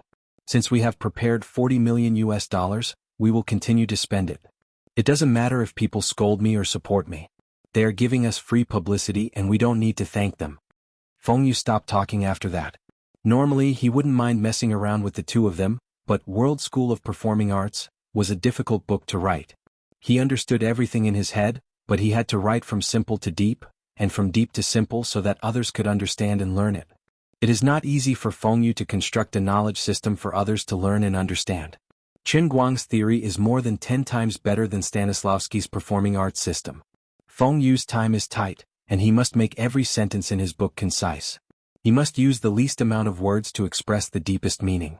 If he wasn't an invincible language master who was proficient in 4,987 languages, he wouldn't have been able to do it. Lu Xiaoyang and Fang Tianyu looked at each other and then at Qin Guang, who was as calm as a Zen monk. They were speechless for a while. Does Feng Yu not know what is going on? Of course, Feng Yu knows the tricks of the public. Feng Yu had worked his way up to where he is today because of the controversy of the public opinion. He started by going against his school's vice principal, Su Lijing, and then became an online anchor. After that, Zhuo Wei tried to cause trouble for him with 8 magazine. In the end, Qin Guang even got Qinguang management to send legal letters to countless media outlets and marketing accounts. No matter from which angle one looked at it, Qin Guang could be considered as a master of public opinion. He cares about his reputation and is good at reversing the criticism. More often than not, he could see through the situation at a glance. He knew what kind of response and preparation would be the most effective under the circumstances of public opinion. He used to be a person with a good reputation who would easily lose his temper, but why did he become so calm this time? What is Feng Yu thinking? The situation outside is so chaotic, but he's still expressionless and unmoving like a mountain, allowing us to continue advancing according to the existing track? He does not care about the criticism. At this moment of life and death, with the whole world as his enemy, he could still sit here calmly and write his monograph. How big does his heart have to be to do that? The two finally understood why Feng Yu is Feng Yu and why Qin Guang, who looks like a clown, can endure all the pressure and get to where he is today. Because under this clown's appearance, there is a big heart that can contain the whole world. He would never be knocked down. Come to think of it, up until now, everything he had done had always been to set a goal and then carry it out in an extremely thorough and crazy manner. Even if those who stood in his way were often the world's top experts and experts from all walks of life, and even if there were countless people who doubted his ability, he had never doubted or wavered in his own ability. It is the same this time. The two clenched their fists.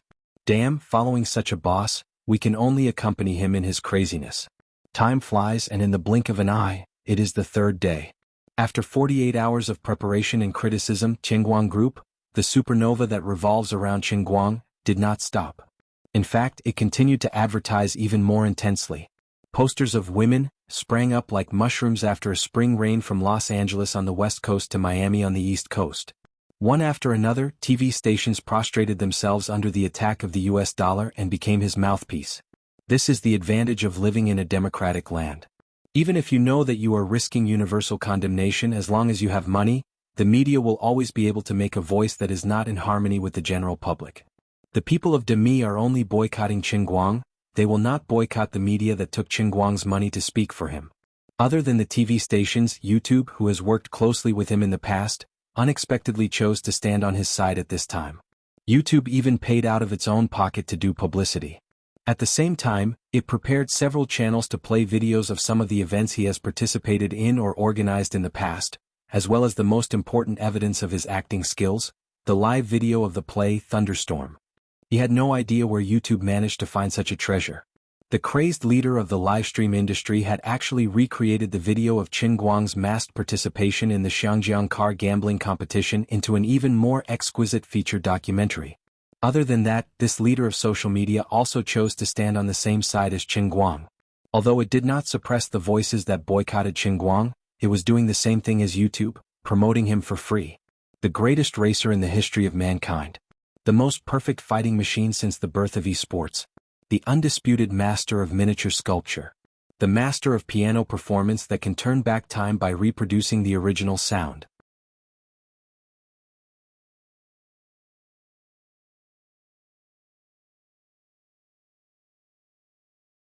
But no matter what their motives were, the technology giants who could make such a choice at this moment were extremely righteous. It was easy to hit someone when they were down, but it was hard to help someone when they were in need. When Lu Xiaoyang heard Tang Xiaokai trying his best to suppress his emotions and say these words with a trembling voice, he almost burst into tears. Comrade Xiao Lu silently looked at the room next door. The boss had just eaten lunch and he should still be writing at this moment. He thought to himself, how charismatic does our boss have to be able to influence those billionaires in the present age? It's a waste of boss's talent not to be a charlatan. Lu Xiaoyang looked at his watch again. There are still 7 hours until the premiere. Fang Tianyu nodded. The two of them took out another report. After the premiere at 8 p.m. that night, the official screening in the United States would start at 10:30 p.m. Looking at the shocking red crosses and the embarrassing figure of only 0.67%, the two of them who had just been excited felt cold again. In just 2 days, the 2% screening rate that they had negotiated with much difficulty had plummeted. Many cinema chains even had to pay compensation out of their own pockets to forcibly remove women from the shelves. Everything had been prepared too hastily, and the medium-sized distribution company controlled by Tang Jie Foundation had too little say. Many cinema chains had to consider the attitude of all American filmmakers. Even though they knew that it was a breach of contract, they had no choice but to further reduce the screening rate. Although the support of the tech giants had slightly changed the situation of public opinion, and although the tech industry and the film industry were inextricably linked, there was still an inevitable barrier. Their stance could not change the situation of the declining screening rate. Such a big publicity for the movie premiere was held in Hollywood's Huaxia Theater's No. 14 screening hall, and the screening rate on the first day was only 0.67%. There was no weirder and more painful movie premiere than this. Fang Tianyu still had a bitter look on his face as he waved the premiere invitation list in his hand. There were big red crosses on it one after another. Fang Tianyu sighed. I've really tried my best. I can't invite anyone from the North American entertainment industry. President Tang has also helped a lot, but it's useless. Everyone who is even a little bit related to the entertainment industry is avoiding us like snakes and scorpions.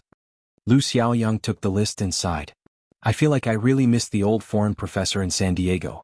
If it really doesn't work, we can spend some money to find a few experienced international friends to do some makeup and give each of them a suit to make up for the number of people. We should at least make it look more impressive.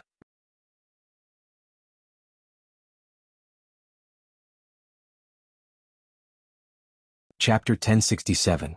With such a low screening rate, a premiere with 0 guests in Screening Hall 14, and a time when humans have yet to break out of Earth and enter outer space, based on the criticism and popularity we're receiving now, we're definitely going to become a laughingstock and a disgrace to outer space.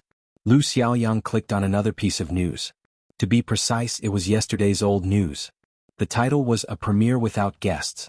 I heard that they still want to fight for the Oscars? An Oriental joke from an ancient civilization with 5,000 years of history. The guy who wrote this news was quite vicious and sinister.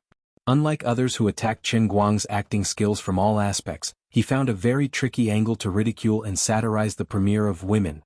This article catered to many people's tastes. Since it was published on the internet, it received a high number of clicks, reposts, and replies. Even some local TV stations specially used this article to talk about it, making this guy earn a lot of royalties in one day. Although this guy called LeBron Antonio was unknown, and he was purely trying to ride on the hot news, he did have some channels to find out a lot of inside information, and he caught hold of Qin Guang and the Qin Guang group's weakness. Lu Fang and Lu Xiaoyang sighed. It was already embarrassing enough, and now people were writing about it and ridiculing it. What a scam. They should have brought a team from China, at least Chengdu's boss Li or the two Ma's, and then let Jin Shirui and Jiang Yage bring in some industry stars, such as Brother Long or Master Xing. They were considered heavyweights in the world and they could handle the scene. But it was too late. What should they do now? Find someone by force? The boss of some small company under Tang Xiaokai that had a market value of tens of millions? The American soldier who made a living in China? C.I. Shiping, who had some fate with China and was working as a water cooler manager for the Los Angeles Lakers? Or Marbury, who refused to retire from the Yenjing basketball team? Stop messing around. Who knew them? Today's movie will be released on the same day, and the cast members are A-list superstars such as Cameron, Spielberg, Tom Cruise, Lil Lee, Blessed Curls, Moldy, Trembling Woods, Hermione, Eminem, and so on. We might as well not bring this lineup. You might be shameless, but others were. In this situation, even if you offered money, you wouldn't be able to invite them. Most importantly, the premiere is only 7 hours away, and we can't even afford such a shabby lineup. So bitter. In the next room, Qin Guang was not as calm as he appeared. He was so angry that he wanted to chop someone up. But what could he do? Kidnap him? Was he really going to spend money to hire a fake army? The media wasn't stupid. Now that he was full of flaws, it would only be more embarrassing if they found someone to expose him. *CK, how much have you wronged me today? When the old man writes his monograph, when the old man becomes the best actor, how ashamed will you be? I want all of you to feel ashamed of yourselves. However, he was also a little worried. Did he go too far? If he really couldn't force people into the cinema even with a knife, it would be like what Tang Xiaokai said about a 3-day cinema tour. He would be in big trouble. So I forget it. I don't want to think about this. I have to have confidence in myself. At most, I'll go to the forum and play the patriotic card. First, I'll trick the Chinese into joining, then I'll get my fellow countrymen to help me with MLM. He was really quick-witted, coming up with an idea in a flash. Forget it, I'll just continue writing my novel. Time passed in the blink of an eye. No matter how painful Fang Tianyu and Lu Xiaoyang were, they still had to leave 6 hours earlier. Although the Qinguang Group team in Los Angeles had more than 60 people, the two idiots were still the ones in charge. They wouldn't feel at ease if they didn't see some key points with their own eyes. After leaving, the two of them went their separate ways. Lu Xiaoyang went to the Hollywood Huaxia Theater, while Fang Tianyu went to the Qinguang Group's temporary office in Los Angeles. It was an office building that Tang Xiaokai had just rented yesterday. It was about a 10-minute walk from the Flemington Hotel. At this time, the office building was filled with dozens of people. People came and went and it was very busy. There were only people in the office and the desks were empty. The employees of the Qingguang group really didn't have time to prepare desktop computers. Fortunately, most of the elites who came here had brought their own laptops. If they didn't, the boss was rich.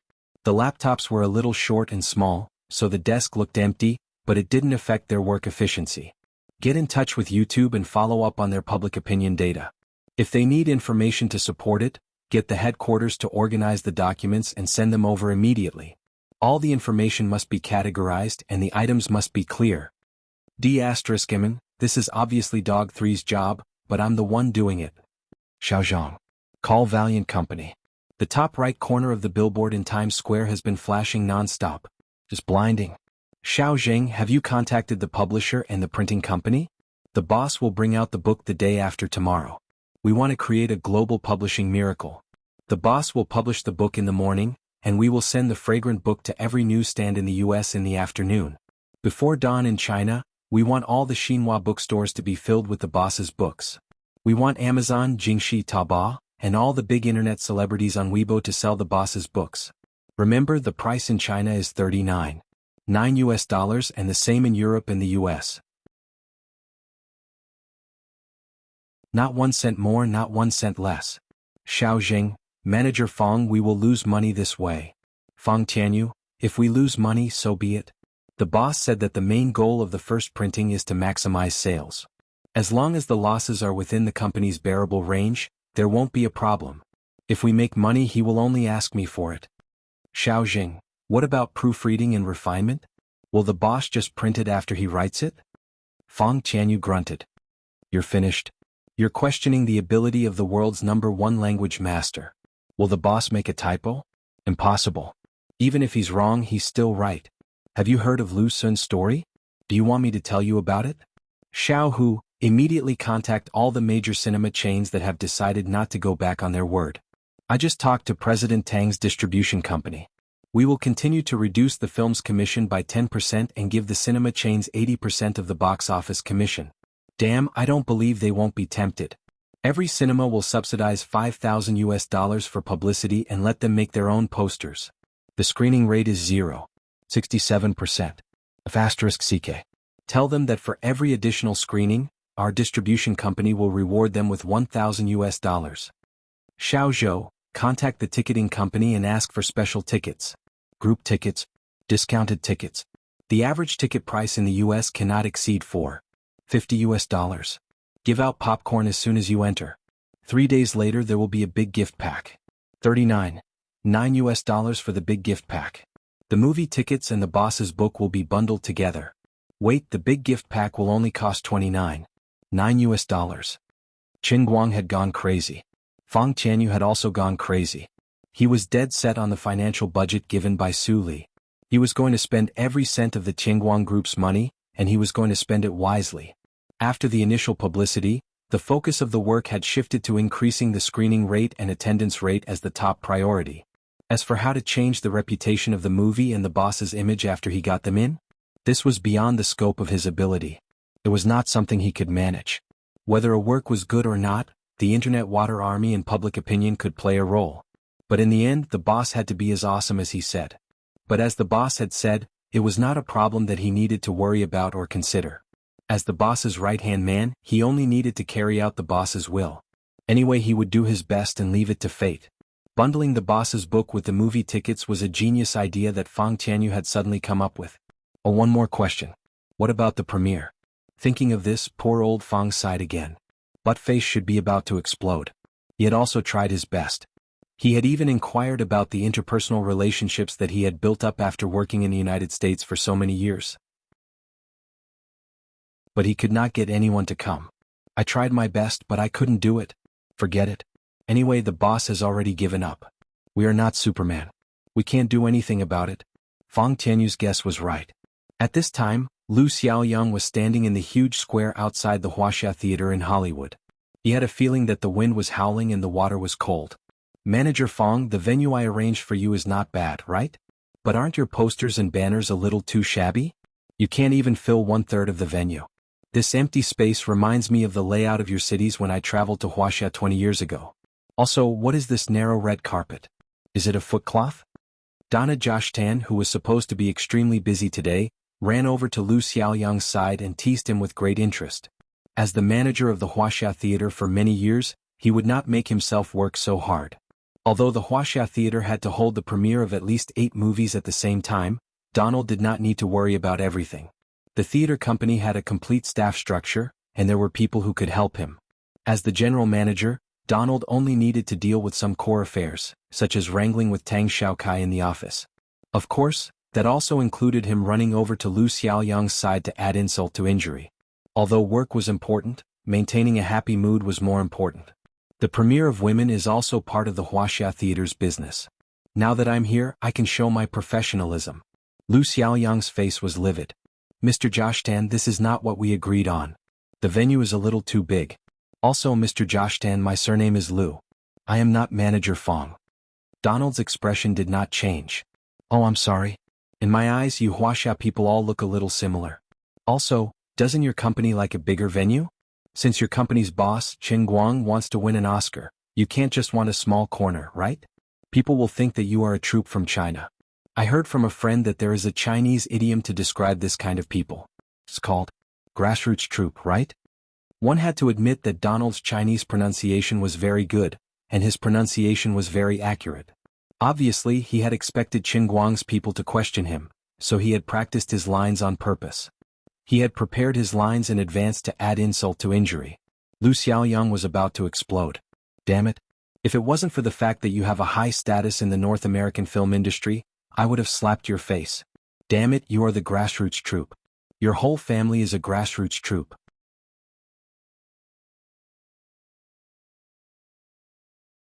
Chapter 1068. But Lu Xiaoyang tolerated it. He pinched his nose and replied in a muffled voice.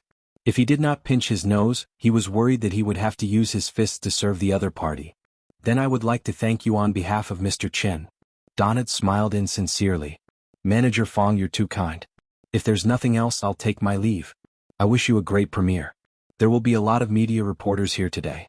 Although your movie has a terrible image in the media right now, I will be happy to invite the media reporters over to take a look, take some photos, write some articles, and publish some news.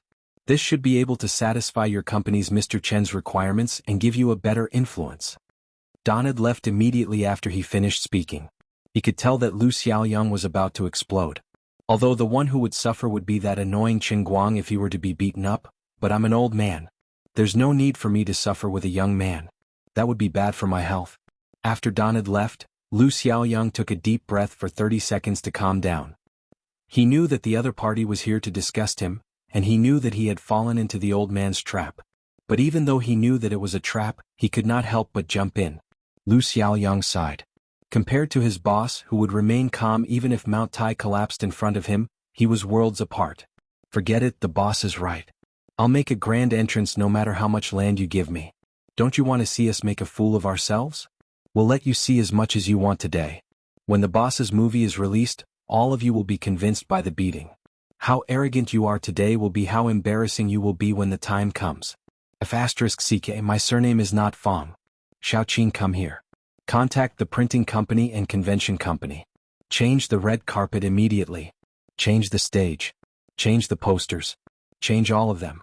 We'll occupy as much land as he gives us. Manager Lu, is this really okay? We don't have any guests. Lu Xiaoyang took a deep breath and imitated Chen Guang's tone. Xiaoqing, you're still young. You don't understand the boss's realm. Don't be happy with external things, don't be sad about yourself. No matter what happens outside, I will stand firm. If you always care about other people's gazes and gossips, then you can only become a mortal. Look at our President Qin. How did he achieve so much at such a young age? Little Qin, life is a science. You really have to learn slowly. You're still young. After saying that, Lu Xiaoyang walked away with his hands clasped behind his back like an expert. Little Qin stood there and thought for a long time. Isn't CEO Qin only 21 years old? Also, I calculated with my fingers. It's true that Chief Qin is capable, but according to Manager Lu's theory, that boss's greatest achievement is that he is thick-skinned and isn't afraid of being scolded, right? Lu Xiaoyang's calmness and good mood did not last long. Not long after Don had left, William Jones, who had met Chen Guang once before, came over with a large group of friends. These European and American celebrities had come to attend the movie premieres of The Sunshine Man and July in Florence. Although they knew that the recently popular Women was also here, they had originally planned to stay far away from them to draw a clear line between them and the movie. However, after listening to William Jones's suggestion, they immediately changed their minds and came here to see what was going on. Behind this group of people, there was a large group of reporters with their cameras and cannons. Yo, this is the premiere of a Chinese blockbuster that has a screening rate of 0.67% in the United States. That's amazing. What a big stage. Yo, it's the premiere of Hall 14. It looks like a blockbuster. Haha, this reminds me of Anderson's Call. What? The Emperor's new costume. I have a question. Did you guys hear who's going to attend their premiere? I know someone from the New York Yankees will be coming. Oh. A lawn mower for the New York Yankees, but I don't know his name. Ah. My friends from the media, hurry up and take pictures of this magical scene. The Chinese really care more about their reputation than we thought. I'm really worried that they won't be able to earn back the money they spent on the premiere. That's impossible. I heard that they paid UBC $1 million for the advertisement. Lu Xiaoyang kept reminding himself, I'll endure. I'll endure. I'll continue to endure. I'll continue to endure. I'm Ninja Sango. When these people finally leave, who knows how many pictures those reporters will take. I can easily guess what kind of news will appear on the internet. Forget it, it doesn't matter anymore. Anyway, the premiere will be over in another 3 or 4 hours. Our premiere will probably last about 10 minutes. After a while, another group of celebrities arrived. This time they were led by an Oscar-winning director. Again, I'm being trampled on again. They even put pot ashes in my eyes. Lu Xiaoyang couldn't stand it anymore. He decisively turned around and ran away. He told Little Qin that if anything happened, he could report to him at any time. He could just hide in the cafe next to the square and watch. He couldn't control them, but he was also angry. So he decisively decided not to see them. President Qin, when are you coming? Come and save me. Time passed by quickly. 1 hour. 2 hours later, the venue of the world premiere of Women was quickly renovated by the super-efficient operation of the US dollar. The exhibition lighting layout was more gorgeous, and the poster array was more exquisite and large. The spacious pure wool red carpet could even be ridden by horses. Everything looked so gorgeous. Except for Comrade Xiao Lu's increasingly short guest list, it was really flawless. That's right. Originally, there were a few friends in the circle that Big Beard Deng had put in a lot of effort to get. At least they had some weight and people would have some impression of their names. But in these few hours, these people might have been persuaded by others, or they might have been scared away by the negative news that had just been continuously updated on social networks and the media. Until now, they had sent messages one after another, either saying that they had a stomachache or something happened at home. In short, one after another they said that they couldn't come. What was even more miserable was that in these 2 to 3 hours, other premieres had started one after another. They were really brilliant and strong. Even if it was a pure literary film with an investment of less than $10 million, there were also big names in the industry who came to support them for free.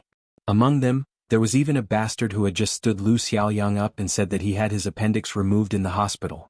Without comparison, there would be no harm. Almost every time after the red carpet part of the press conference, the reporters who were free for a short time would go to the booth of Women, which was beautifully decorated, but only had a few staff members to take pictures of the cold wind. Lu Xiaoyang, who was hiding in the cafe, saw this scene. He knew that the titles of these beasts tonight would generally be like this. XX movie conference stars shine, China's women is deserted. On the day of the XX movie premiere, XXX superstar said that he had watched the test screening, and the reviews were overwhelming. The movie is scheduled to be nominated for an Oscar. Next door, Women said that I'm here for the golden plums. The foreigners might not have used such a lofty idiom as deserted, and would generally change it to something else, but the meaning should be more or less the same. You animals, I can tolerate it if only 1 or 2 families do this, but if all of them do this, it's too much. He looked down at the calendar in his hand, and his face became even more ashen. At 8 o'clock in the evening, the 3 movies, Women, The Sunshine Man and July in Florence, would hold their premieres at the same time. The movie, The Sunshine Man, told the story of a white man who was born in a black area, and the difficulties and struggles he felt since he was young, especially after he became an adult. The movie cut into the story from a very tricky and novel angle, reflecting the color barrier in the current era, and finally expressed the concept of eliminating discrimination and pursuing coexistence. It was very much in line with the mainstream ideology of the United States led by Comrade Guanhai in recent years. July in Florence was not easy to deal with either. The story took place in Florence during the Renaissance, but it was not about familiar names like Michelangelo, Raphael, or Leonardo da Vinci. July in Florence told the story of the European customs and cultural environment of this special period from the perspective of an aspiring but unknown artist at that time. Under the director's meticulous craftsmanship, the film was beautifully produced. It started from a small point of view and the story was intertwined. The final ending was huge, and it could be said to be the best Renaissance historical film in the 21st century. Apart from Women, The Sunshine Man and July in Florence were the hot favorites for this year's Oscar. They did not even need any other publicity, and they had already been nominated for several awards. In particular, William Jones and Ben Affleck, the two male leads in the movie, were almost the two most popular nominees for the Oscar this year. Although the other nominees were also veterans in the industry with good reputations and acting skills, due to the limitations of the theme and structure of the movie itself, they were a lot less imposing than these two. The other actors had even become the tag-along party. However, this was not the problem that Lu Xiaoyang cared about the most at that moment. He only thought about what happened to his boss tonight, and his heart ached for him and himself. It's hard to say if we'll be the tag-along party at the Oscars, but we've already been the tag-along party at the premiere. Our booth is bigger than everyone else's combined, but when the other side is bustling with noise, our booth is completely silent. How miserable is that? Who says that international friends are gentle and refined? Who says that international friends are polite and of high quality? These bastards drive to hit people when they're down, and the foreign media's ability to tear people's scars and spit on people's faces, they're all very cunning. While Lu Xiaoyang was letting his imagination run wild, a person suddenly sat down next to him. He turned his head and saw Qin Guang open his Apple computer and snap his fingers at the waiter. "Vetris, give me a caramel latte and 3 grams of oil." "Boss, why are you here?" Lu Xiaoyang forced himself to focus and asked.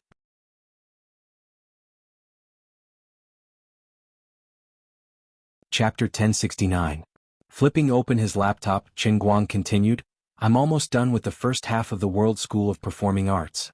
I originally intended to finish the entire book by today, but it looks like I'm a little late. But it doesn't matter. I'll split it into 2 volumes. Wait for another half an hour and I'll give you the electronic version of the first volume. Contact Fang Tianyu and try to get a hardcover copy of the first volume before the premiere tonight. When the time comes, anyone who's willing to attend our premiere, whether they're people from the media or people in the entertainment industry, even if they're able-bodied men who just happen to pass by, we'll give them a copy. But we don't have a serial number for our printed publications. It's illegal, isn't it?" Lu Xiaoyang's eyes lit up. He thought Qin Guang's idea was great, but it was a bit inappropriate. Qin Guang said indifferently, "It doesn't matter. We're giving it away for free. We won't make any profit at all. It's just like how people give away collections of theses when they attend academic conferences. It's just a printed product at our own expense. It doesn't violate any laws in the USA. Remember, Buttface, tonight, when the most embarrassing premiere in history begins, it will be the time for us to blow the horn of our counterattack. To maximize the influence of the premiere, we have to do whatever it takes." "Yes, boss." Lu Xiaoyang stood up and walked out quickly. Just a moment ago he was still feeling dejected, but Qin Guang's words had ignited his fighting spirit. With a smile, Qin Guang lowered his head to write the last paragraph of the first volume. A few minutes later, when he had just pressed the send button, a blonde waitress came with a cup of coffee. "Sir, your coffee is here. Please enjoy." Qin Guang looked up and smiled. "Freundlinger." That was the German pronunciation of "thank you." The waitress was surprised. "Sir, how do you know I'm German?" Qin Guang blinked. "Your English has a little northern Bavarian accent. If I'm not wrong, you grew up in Nuremberg." The waitress was shocked. "Sir, you're amazing." Qin Guang waved his hand calmly. "It's nothing. If you knew my name, you wouldn't be surprised at all." The waitress thought about it for a long time. Although she worked in the heart of the entertainment industry, she was so busy every day that her feet did not touch the ground. As a German, she was not interested in the gossip in the entertainment industry. She did not know Qin Guang's name. But now, Qin Guang's words had piqued her endless curiosity. "Sir, although I really don't know you, may I have your number? I admire your erudition." Qin Guang looked up at her. It may not be a good thing for you to exchange contact information with me. If you really want to be my friend, you can take your friend to the Hollywood Wuxia Theater across the square to watch the premiere of a movie from China. Women? It's free. The waitress was stunned. She finally matched Qin Guang's image in her mind with the news that she had seen while chatting with her colleagues last night. Her jaw dropped. Oh my God, you are... Qin Guang shushed her. Don't call my name out loud or your boss will kick me out. I don't want to carry my laptop around everywhere. Okay, sir. The waitress took a while to calm down. I'll get back to work then? Well, okay. Thank you. Your coffee is great. Qin Guang took out a $50 tip from his pocket and put it in the waitress's hand. Thank you for your service. The waitress blushed slightly, but after a short hesitation, she still took it. She turned around and took 2 steps, then stopped and turned back. Mr. Qin, my friend is the head of the community service organization here. I will ask her to bring her friends to watch a movie tonight. You are completely different from the rumors. You are knowledgeable, humble, and polite. Qin Guang nodded slightly. You flatter me. The waitress suddenly blushed under his gaze. I know you will be very busy during this period, but if it's possible, I really want to leave your contact information. I also know that you seem to have a girlfriend in China, but I don't care about that. Hearing this, Qin Guang's heart trembled. This was practically asking him out in the open. Thank you for your kindness, but we Chinese are very particular about fate. Fate means that there are 7 billion people in this world, and every time they meet and have a conversation, it's actually made up of countless miraculous coincidences. However, to truly turn this coincidental fate into an inevitable friendship, it might take a little more time to settle and a second fate. Not only was the waitress not annoyed by his rejection, but the light in her eyes became brighter. I understand, Mr. Qin. She did not have any unhappiness when she failed to ask him out. Instead, she left with a heart full of joy. Qin Guang shook his head slightly. No way. Handsome people are just that confident. After sending the email, he stretched his back. He was not physically tired, but he wanted to rest. There were still 2 days before the next volume, and he just needed to get it out in time the day after tomorrow. He wrote the first volume more slowly. On the one hand, the content of the first volume was similar to the general outline, and there were some more general conceptual things in it. On the other hand, this was the first time he had written such a high-intensity book continuously, and the difficulty was greater than when he taught people how to fly a plane or write language textbooks. Now that he had a little bit of knowledge, he was more familiar with the second volume, and the things he wrote were not so superficial, but more detailed and practical skills, so he wrote faster. He opened the document again and roughly counted the number of words. It was incredible that he had written a full 200,000 words in less than 3 days. If it were not for the old man's profound skills and invincible body, he would not have been able to hold on. Sitting here alone was also boring, so he opened Weibo and the news media website to browse casually. Thanks to the human nature of the big data system in the information age, he had been looking for news related to himself recently, and almost all the news that was pushed to him were related to him. Forget it, there was no need to repeat those shocking headlines. Saying too much would make him cry. Regardless of whether it was Chinese, English, German, or French, as far as the eye could see, most of them were scolding him. Qin Guang searched for a long time, and finally found an article on the domestic news media website that spoke up for him. A young man who knew what was good for him had organized the special topics created by technology giants such as YouTube into a report, which could be considered as speaking up for him. However, the comment section below was still tragic, and his own fans and haters who did not like him were in a heated argument. Qin Guang roughly scanned through and estimated the ratio of the two sides in his heart. He was quite impressed with himself. In China, these two types of people actually accounted for half of the country. This ratio was very accurate, and the margin of error was less than 1%. This meant that about half of the people in the country who knew him supported him, and the other half opposed him. It was as if he was in the world of the internet, at the junction of ice and fire, representing the two levels of the world.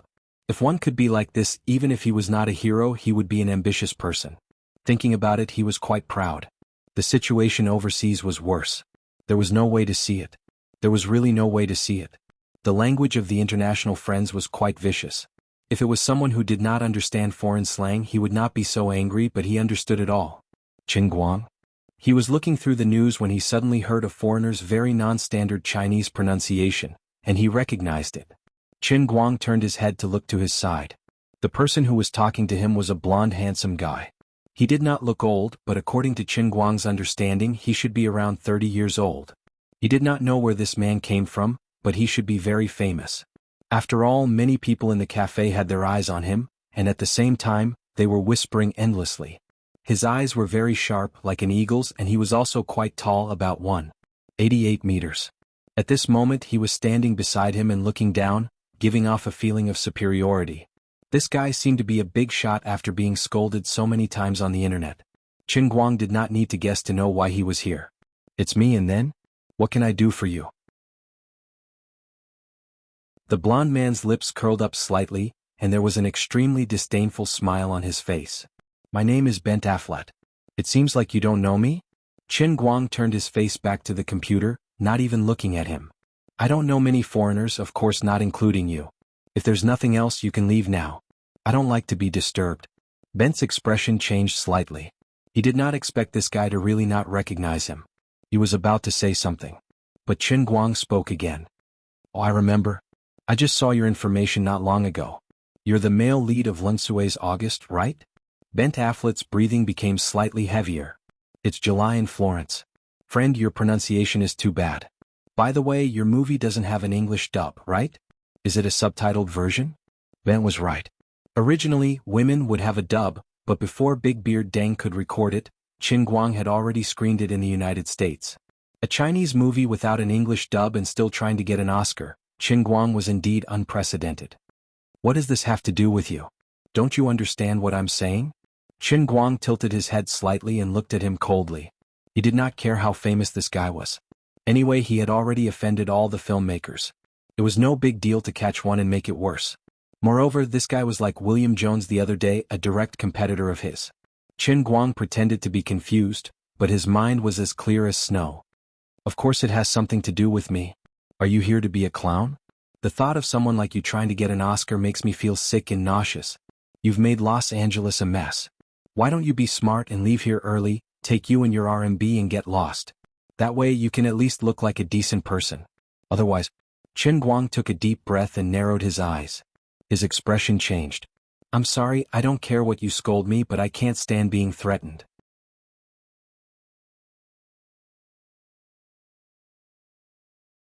Chapter 1070. Ben Afflet's tone suddenly paused.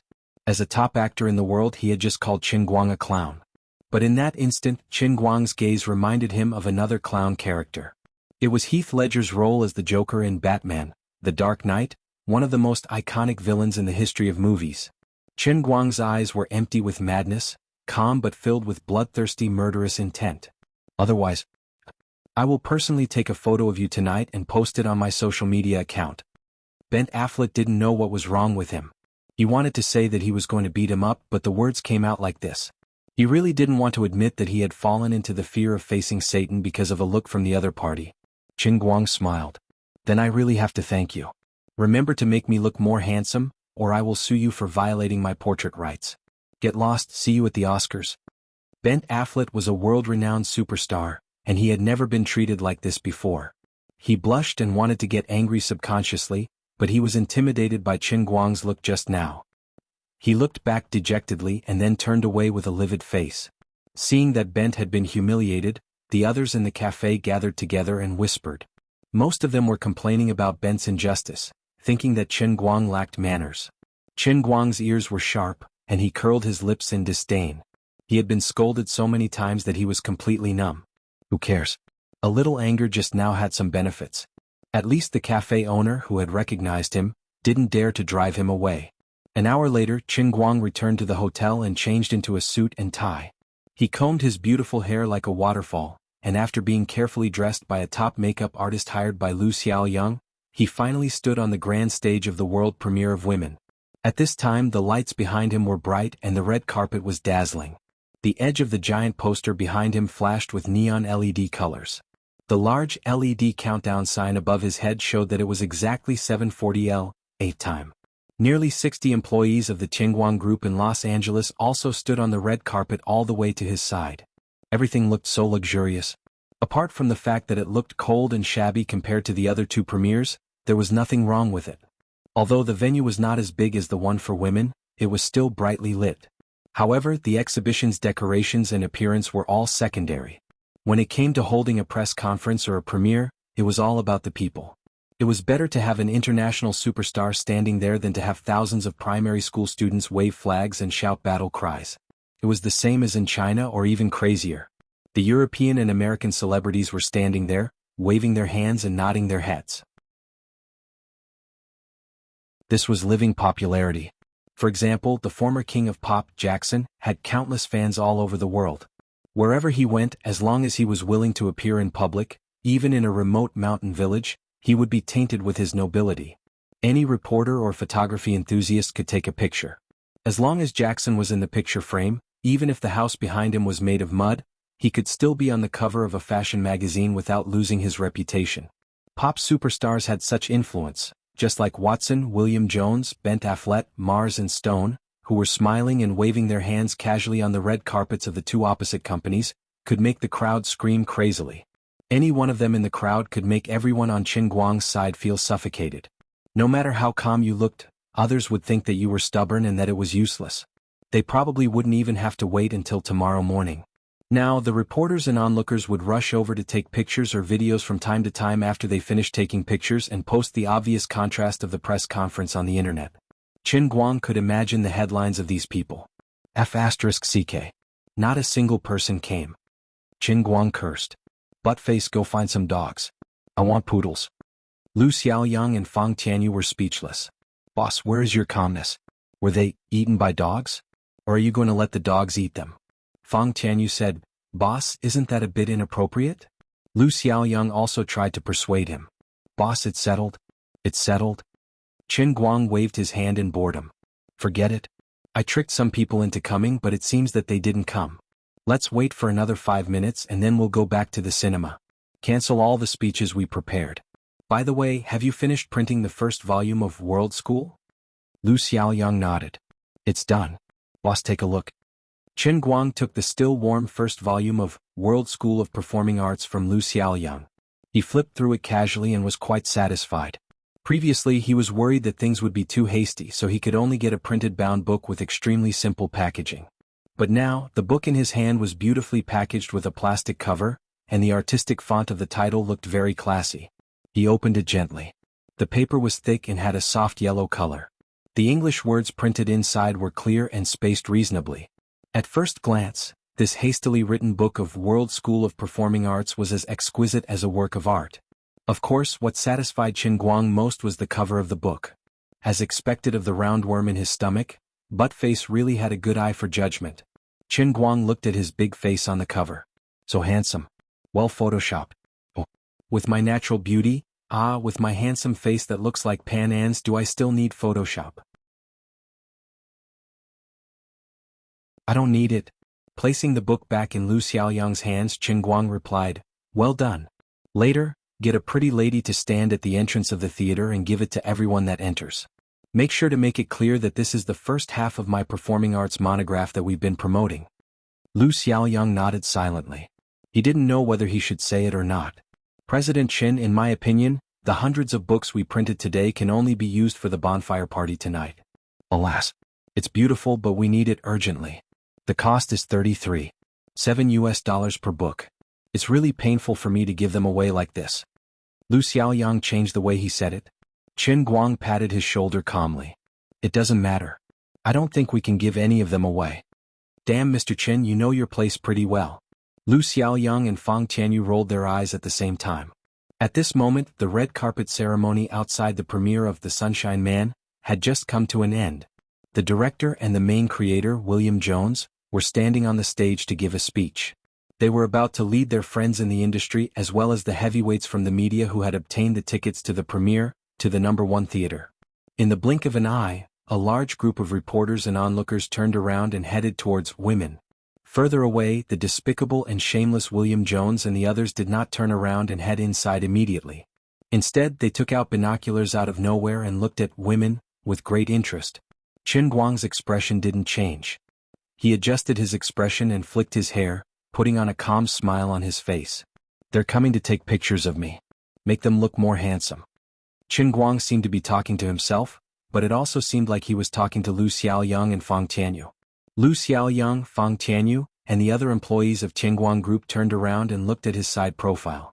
They didn't know why, but they felt a sense of desolation from his faint smile. When a tiger falls to the plains, it gets bullied by dogs. When a dragon swims in shallow waters, it gets swallowed by shrimps. The heroic President Chen was actually going to suffer such humiliation in a foreign country. Damn it. However, under such circumstances he was still able to smile at them. This showed just how extraordinary President Chen was. If it was someone else, they would probably have run away and cried somewhere.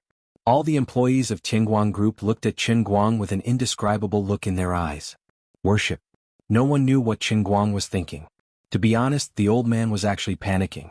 It didn't matter how much people mocked him. But based on the current trend, were they going to perform a reverse miracle of zero box office sales in North America? This wasn't good. Although he was 100% confident in his acting skills, he knew that once someone walked into the cinema and came out, even without the cooperation of a monograph, there was a high chance that they would become his tap water. This was also where his confidence came from. Before him, no one in the film industry had ever dared to say such things to him. Even old films that were now regarded as classics could not be praised by everyone when they were released. Just like the 4 great classical novels of today, the cultural dregs of the past, they were also created in controversy. Movies were, after all, a matter of opinion. Now, although Qingguang was confident, he couldn't handle the fact that no one would watch it. No one would enter the cinema and no one would see his acting skills. His amazing talent was completely covered in dust, and his meticulously prepared monograph that would shock 7 billion people couldn't be presented. This meant that he couldn't get any support from the tap water. It was like the world's #1 ballet dancer dancing on an empty stage. No matter how well she danced, she wouldn't be able to get a single applause. What was worse was that when the box office statistics came out the next day, it would either be 0 or there would only be a few people watching. What should he do then? The box office statistics were just that tragic. Even if he hired a water army or bribed film critics to praise him online, it wouldn't be able to move him. The reviews posted online by your film critics were more than your total box office. Who are you kidding? There was something that Qingguang didn't say.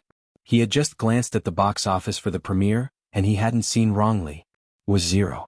Looking at the queue at the ticket office, everyone was the same. The ticket office was empty without a single person. However, the tickets for the premieres of Sunshine and July had long been snatched up by the major media outlets. No one was queuing because there were no tickets to sell. But for women, no one was buying tickets. At that moment, Qingguang was extremely annoyed by the deep malice of his international friends.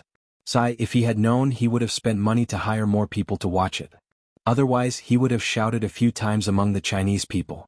The old man had slightly underestimated the indifference of his international friends.